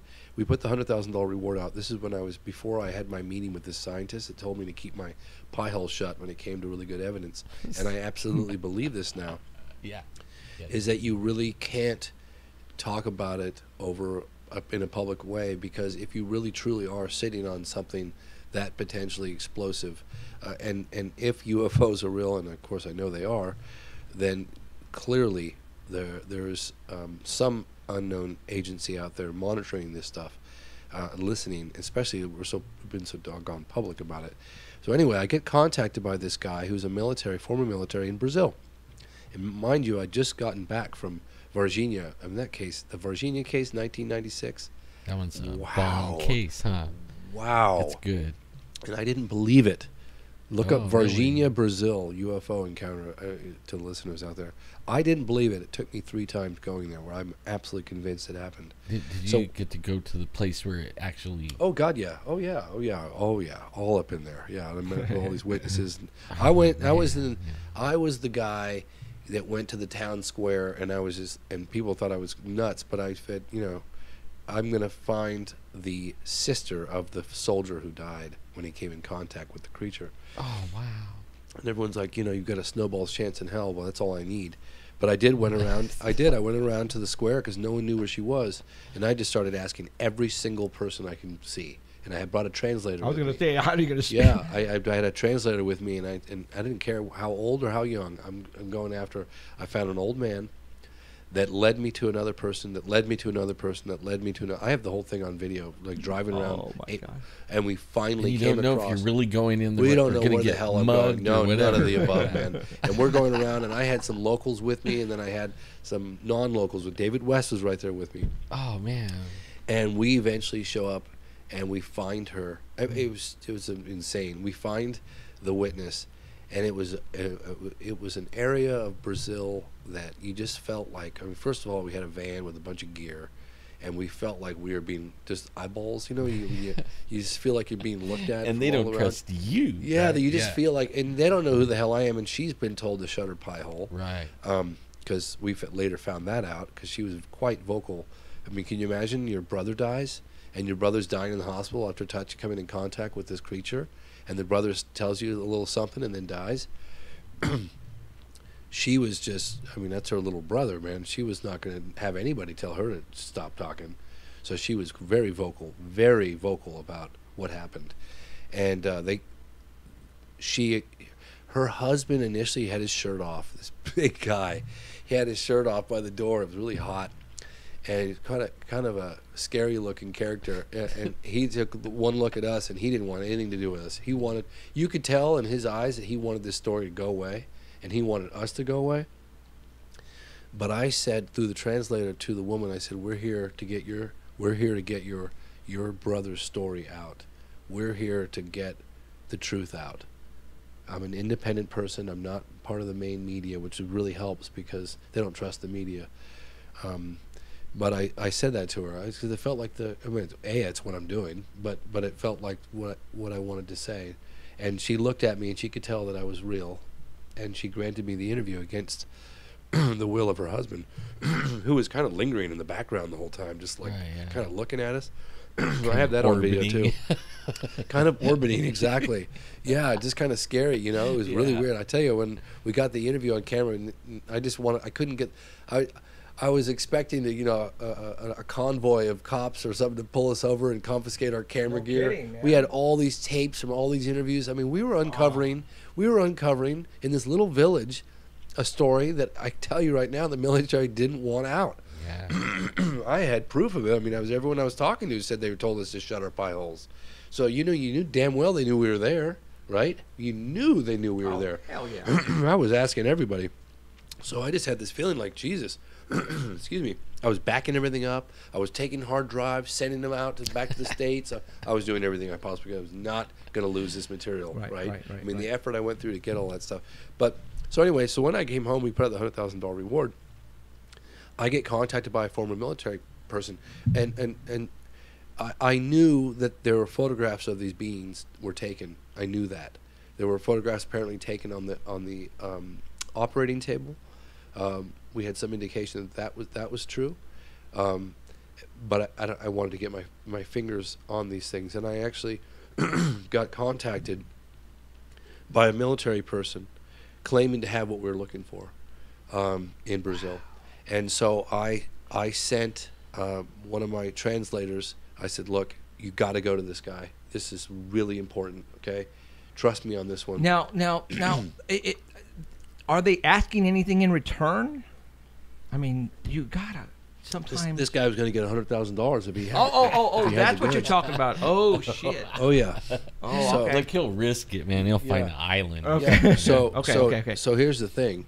I also got contacted by some people that said, you know, I need $1 million to come with what I have. Right. Well, you know, if you want to be able to not disappear or something, I don't know. But in any case, so I sent my friend Marco to go follow up with this guy, and they had one conversation, and it sounded like this guy really did have the goods, and then the guy went off the radar, and we were unable to ever talk to him ever again. Just gone. Okay.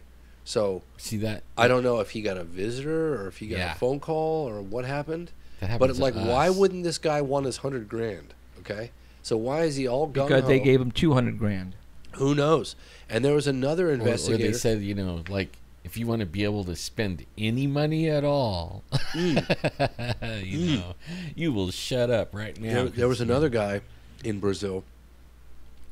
Again, I'm talking to you from personal experience, not from a book I read. This is all stuff that I encountered while I was there. And again, I'm trying to remember this guy's name, and I will in a second, but I heard about him through a researcher called Marco Petit, Brazilian UFO researcher. But this guy actually happened, he's a lawyer, and he had a major interest in UFOs, and he happened to live in Varginha, Brazil, when the incident happened in '96. Dang. And he was going after very aggressively. He was going after the case and exposing the military's lies. And then he got a large sum of money. I know this because I talked to the locals, and all of a sudden he had a new car, and he was buying a new apartment, and then he did a complete 180, and he really severed ties with the locals when he did it, because even the girls that I talked to, the primary witnesses, knew he was full of doggy doo-doo. But he just did a 180, and he clammed up and never spoke about it. And there was, another UFO investigator, quite well known, who disappeared altogether, gone, just vanished off the face of the earth. So whether this guy got paid or who knows how they do it in Brazil, but It kind of is like the way they do it all over the world. Yeah, I mean, you know. probably. I mean, so, you know, if let's just say the doctor that performed, or one of the doctors that performed the autopsy on these creatures, and clearly, you know, took a couple photographs. I mean, we didn't, in '96, everyone didn't have, phones in their cameras. I mean, we barely had cameras in their phones. What if they all died? Well, I mean, if the cop died. Well, the cop handled it. Yeah, you know, it's one of my regrets is that the guy that was in the driver of the car, she gave me the sister who lost her brother who handled this creature. And I say creature because I can't, you know, I don't know. Right, It was just a creature. I don't even know what it looked like. It was like 4 feet tall and had oily brown skin and big red eyes, really big red eyes, no hair, no genitalia whatsoever as far as I could tell. And it was quite weak, and it had ridges on the forehead, like big ridges. That's the way they described it. And it was very oily and weak, feeble, not doing well. But the driver of the car, because there was two, there was Marco Chirizi, which was the soldier, and then there was a driver, and the sister knew, 'cause it's kind of a small town, knew the driver, and she said, "I need you to go find this guy. Here's his address. I need you to go get him to go on the record because he's never gone on the record about my brother." And I ran out of time, man. I didn't get to do it, and I feel like that was a huge element. And I feel like I need to go back to Virginia again. You know? I didn't have the time, man. I was there for like, you know, I mean, I really. You need idea. a couple of $1 million, dude. You know, I need to be there for a significant amount of time. I need to be there for 6 months. Yeah. To be honest with you, and maybe even 6 months to develop the trust, and to get, you know, this is. Aren't you afraid? Yeah. Sometimes I bet. Yeah, I mean, I tell you, there was a not just because in Brazil. I'm talking about afraid because of you what mean you're like- doing, man. All the time, even here, afraid? Yeah, I mean, well, you know, I only got spooked. I've gotten spooked a couple of times, and I feel like unless I had the definitive proof that I shouldn't have necessarily be afraid. Right. I'm not like a number one witness, Right. so they don't have that to worry about. They can easily, you know, discredit me or whatever. But if I did come across a really significant piece of evidence, perhaps it was filmed footage from the United States Air Force taken from a number of different events over the years, or if I did get a hold of the photographic evidence of these creatures, then I would be paranoid. Yes, very. Okay.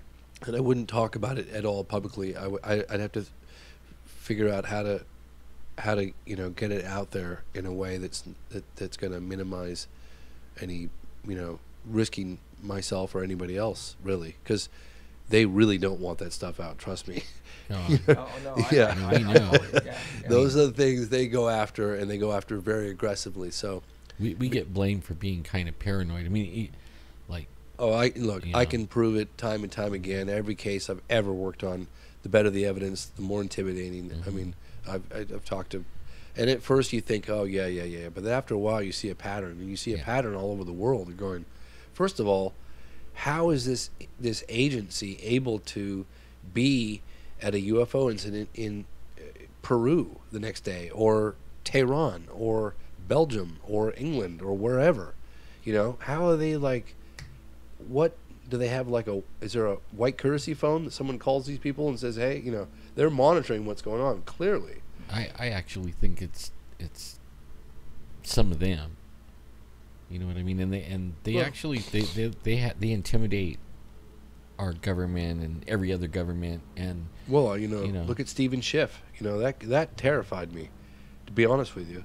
That probably terrified me more than anything else, because Stephen Schiff was a congressman from New Mexico. It was, I think, 95 or 96. And I was watching, believe me, very carefully, because he was really accusing the Air Force of lying, and he was doing so quite publicly. Look up Stephen Schiff, Congressman, New Mexico. And I remember sitting on the sidelines going, oh my God, this is amazing. This guy's calling the government out. Yeah. And he's saying, you guys are sending me on a wild goose chase when you know damn well that the evidence isn't here, and you're sending me to the General Accounting Office, then back to the archives, the Air Force. Like, you're giving me the runaround. I know the runaround. And so he was saying, he was like, these guys are full of doggy doo-doo. And he goes, and why the hell would they fly a weather balloon under armed guard? You know? And he's bringing up all these key points. And I remember thinking, wow, man, this is incredible. Like, this is unbelievable what's happening. We're actually getting some traction on here, and he's demanding answers for Roswell. And this is right before the time when we had the 50th anniversary coming up in '97 for the Roswell, and it was right before that was happening. It was getting that movie had come out, Roswell. It was getting a lot of attention, man, and it was really getting some traction. And then he gets cancer and dies. Yeah. You know, and apparently I've talked to Don Schmidt, and Don Schmidt said that he spoke to Stephen Schiff's doctor, and Stephen Schiff's doctor had revealed that Stephen Schiff felt that he was taken out. They took him out. Absolutely. That's what Stephen Schiff told his doctor, apparently. I have not spoken to the doctor personally. That's what was told to me. Now, you said he died of cancer? He got cancer and died. What type, you know? You know, I don't know. But one of my things on my agenda is to contact the Schiff family and find out how they feel, and if he revealed anything to them. Mm-hmm. I need to get to Nancy Reagan. I mean, there's so much stuff to do, you guys. Like, it's just insane. You know. We know Nancy. I'll give her a call tomorrow. Yeah. Well, Nancy Reagan, I want to get to Bill Clinton. You know, and the problem with Bill Clinton is that, I know he's looked into UFOs, and I know he's done so quite seriously because I interviewed that guy, Webb Hubble, who wrote the book Friends in High Places. And Webb Hubble told me that Bill Clinton asked him to look into who killed JFK and are UFOs real. And he said that Bill was dead serious. And he said that they were not happy with the answers they were getting. So the president of the United States was getting the runaround. They're not in the know at all. And I'm also really curious too, because when I was investigating the Phoenix Lights case, I was at a cocktail party, and so sorry if your listeners, my nose is stuffy. I was at a cocktail party, and this girl came up to me and she's like, "Oh, I understand you're investigating the Phoenix Lights case." And this was like in '98 or I think '98, so it was like a year after it happened, maybe a year and a half. And I said, yeah, I'm here to find some additional witnesses and that sort of thing. She said, my boyfriend, wasn't her husband. Oh, maybe it was her husband. Her partner. I don't know if they were married or not. She said, he was at the base. And I said, the base? She said, Luke Air Force Base. He was there that night. You need to talk to him. So I came over to him, you know, and introduced myself. He was standing out on the balcony of this party having a beer. And he just literally looked at me and didn't even say a word, man. Turned around and walked away, okay? Just, that was it. So I was like, well, you know. That went okay, well. that went well. So about an hour later, I watched him. He didn't leave the party. He drank a few more drinks, and about an hour later, he walked up to me, and he said, I was there that night, and all I can tell you is that we went to DEFCON 3. And I said, and then he said, I can't talk any more than that. And he turned around and walked away. Or keep doing what you're doing, I think is what he might have said, that it happened. And then I tried to prod a bit more, and that was it. And he just turned around and he walked away. But he said we went to DEFCON 3, and I didn't at the time know what DEFCON 3 meant. And I looked it up, and apparently it's like if you're getting invaded. And in DEFCON 3, the President of the United States is automatically notified that's the protocol. And President Clinton was in Florida, apparently, and he said he sprained his ankle in golfing or something. But, you know, I guess the president would have been swept up and taken to some unknown place. I don't know. So there's a chance that Clinton was notified of the events that went down on March 13th of 1997. And I really feel like under the right circumstances, he might reveal more. He might reveal something. Who knows? Yeah, if he knows anything else besides what we know. Well, I mean, not with Hillary still in the limelight. You know, that's the only thing that's going to prevent him to do that. I know. Believe me, I know that. It's such a bummer, too, because when I met Fife Symington, who I established a great relationship with, who's the former governor of Arizona, and he actually saved Bill Clinton in a drowning incident back in college. And it's funny because he said, he said that Bill had gone swimming out off the coast in some pretty rough currents, and he had to jump in a rowboat. And he went out there and he said, well, it was pretty easy because Bill had long hair. I just reached down in the water and grabbed his long hair and threw him in the boat. Fast forward, how many years it was, Right. he was Governor Symington, who's a conservative Republican, and of course Clinton is a Democrat. Governor Symington was in some hot water over some financial numbers that he fudged to get some funds for some development project. So he was getting some heat, big heat, and he was given the second one of 2 presidential pardons. Nixon was given a presidential pardon, and Governor Symington was given a preemptive presidential pardon. Yeah, so he's good friends with Clinton, and he said, well, I can get to Clinton for you. But then he kept saying, no, his wife's running for president. He'll never do it now. Yeah, see, But he'd brought it up a couple of times. My allergy medicine's running out. And Really? Yeah. I'm sorry. Man. I'm sorry if I'm congested here, guys, but No, it is what it is. I'm getting the same But way. it's with so interesting. allergies. There's just there are so many leads and so many things to talk about. Well, like for example, did you ever see that picture? Yeah, that's Lawrence Rockefeller. With His Clinton. next door neighbor is his daughter is my next door neighbor. Okay, well, with Clinton and then Clinton Yes. with the book. Yeah. Okay, yeah. That They want to know. I have the briefing document. That was written by a guy at Open Minds.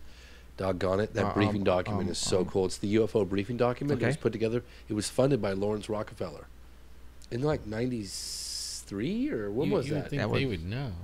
They got all the money in the world. They could buy their way into stuff. You know what? I tried to get his daughter to put some serious money behind our film project, and she's not. She's into it, but not that into it. Yeah. Yeah, we need. Sometimes they know something. That's why they don't.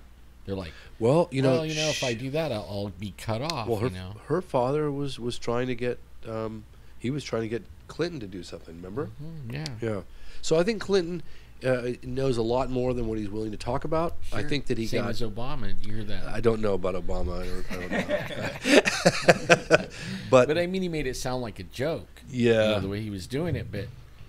Everybody's like, it was just a joke. But really, he said a lot. Yeah, Even though it My was a question joke. is, why did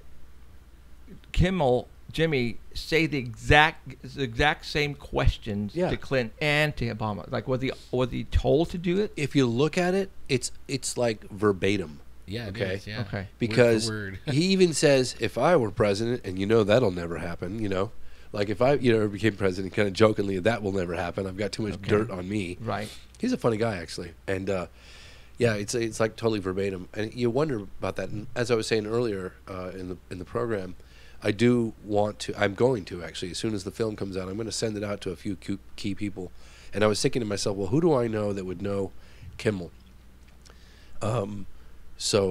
But I will get that out to him. So when he has his next sit down with the president, he can ask. Screw that. He's going to have you sit down on the chair. We can have some. Well, I want him to at least have to ask educated questions because, and I've gone up against some skeptics, and I've gone up against. I even went up against what's his name, the colonel that wrote the UFO book. He was a colonel, I think, in the Army. Oh God, I'm looking at his name right now, and I can't say it, but he believes that his position is that UFOs are real. John Alexander. UFOs are real, but there's no cover-up. And I'm going, What? how do you have that position? Like, what are you talking about? And he's like, well, you tell me whether, and I got into this debate, and I could say, well, look, there's this case, there's this case, there's this case, and I know this to a fact. You cannot tell me otherwise because I personally investigated, I personally spoke to the witnesses, and I personally knew that the evidence was confiscated, never seen or heard from again. So you can't sit there and tell me that. It's just simply not true. Right. But anyway, yeah, sorry. Where was I? I don't know, but we got 3 minutes left of music. Oh, okay. So what Well, do that you was a want to quick tell 30 everybody within minutes, 3 huh? minutes? But James, I want to thank you big time. Yep, and me too. everybody, just to And- let and everybody tell- know that the reason why James is actually here tonight is tomorrow we're starting to shoot for the TV show, and James Fox is going to be our first episode on the Fox Network here in California. Well, I will say this, that I do appreciate your guys' support tremendously, and I get invites all the time, and I only make exceptions for you and like 2 other people, and that's it. Well, Dave, tell Dave when you see him that I said hi. I will definitely do that. Man, I mean, that guy is so great. I palled around with him for like a week and a half. And don't forget to I mean, share I with your stayed right listeners with him, the letter from Spielberg. Oh, well, You can't do it now, but you can do it at some point. Well, We will. that's a TV show tomorrow. Okay, cool. No, that we're gonna do that on the TV show. Awesome. I'm saving that puppy. Good. I'm saving that for TV, baby. Don't forget about the Sonoma Film Festival, you guys. Oh, so James is going to send me all the information on that in a couple days, and next week I will let everybody know about that. God, I hope Cheryl doesn't We'll have be anything having to it do. posted on our websites and Yeah, stuff and big time. Facebook. It'll be fun to see I Know What I Saw on the big screen. Are you Yes, going? It will. Oh, heck yeah, I'm going. Oh, James It's is on- going, it's- guys. It's on Paranormal TV right now.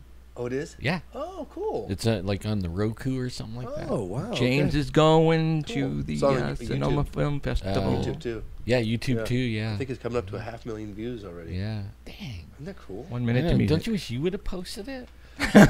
You know, I wouldn't get that many views if I did. But, yeah. Neither would I. Yeah, I know. All right, you guys, we're just about out of here. I want to thank James Fox for coming in, driving all the way from San Francisco. We're going to go to Denny's now. At a high rate of speed. And tomorrow we're going to shoot 4 episodes or actually 5 episodes we're going to shoot tomorrow. James Fox is going to be the first one, then he's going to go home. So I want to thank everybody for tuning in. We went half an hour long, but I'm pretty sure nobody gives a rat's ass because it was awesome. So Yeah. so, Except every whenever you use words like that, Keith's going, oh man, Art Bell is going, oh, I have to hit the beep button again. I had a lot of fun, you guys. We could have talked. We seriously could have talked for 8 hours, right? Don't you think? Easy. Yeah. Well, we used to. We used to come back from a shoot and then stand out in front of the hotel till like 2 in the morning. All right, you guys, this is Jeffrey, James, and Alan saying good night. You guys take care wherever you may be. Remember, keeping the eyes in the skies, and I hope you witness something that you cannot explain. See you next week. Peace.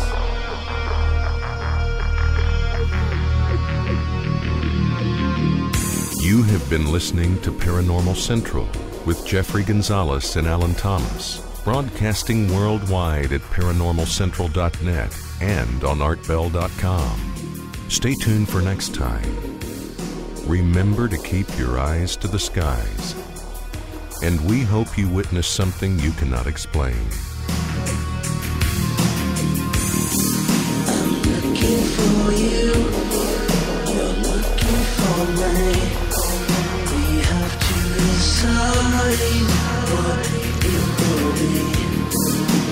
Can it be true? Can I believe the unexplained? Look into the sky, you realize you're not alone. Open your eyes, you can find the trail that comes from.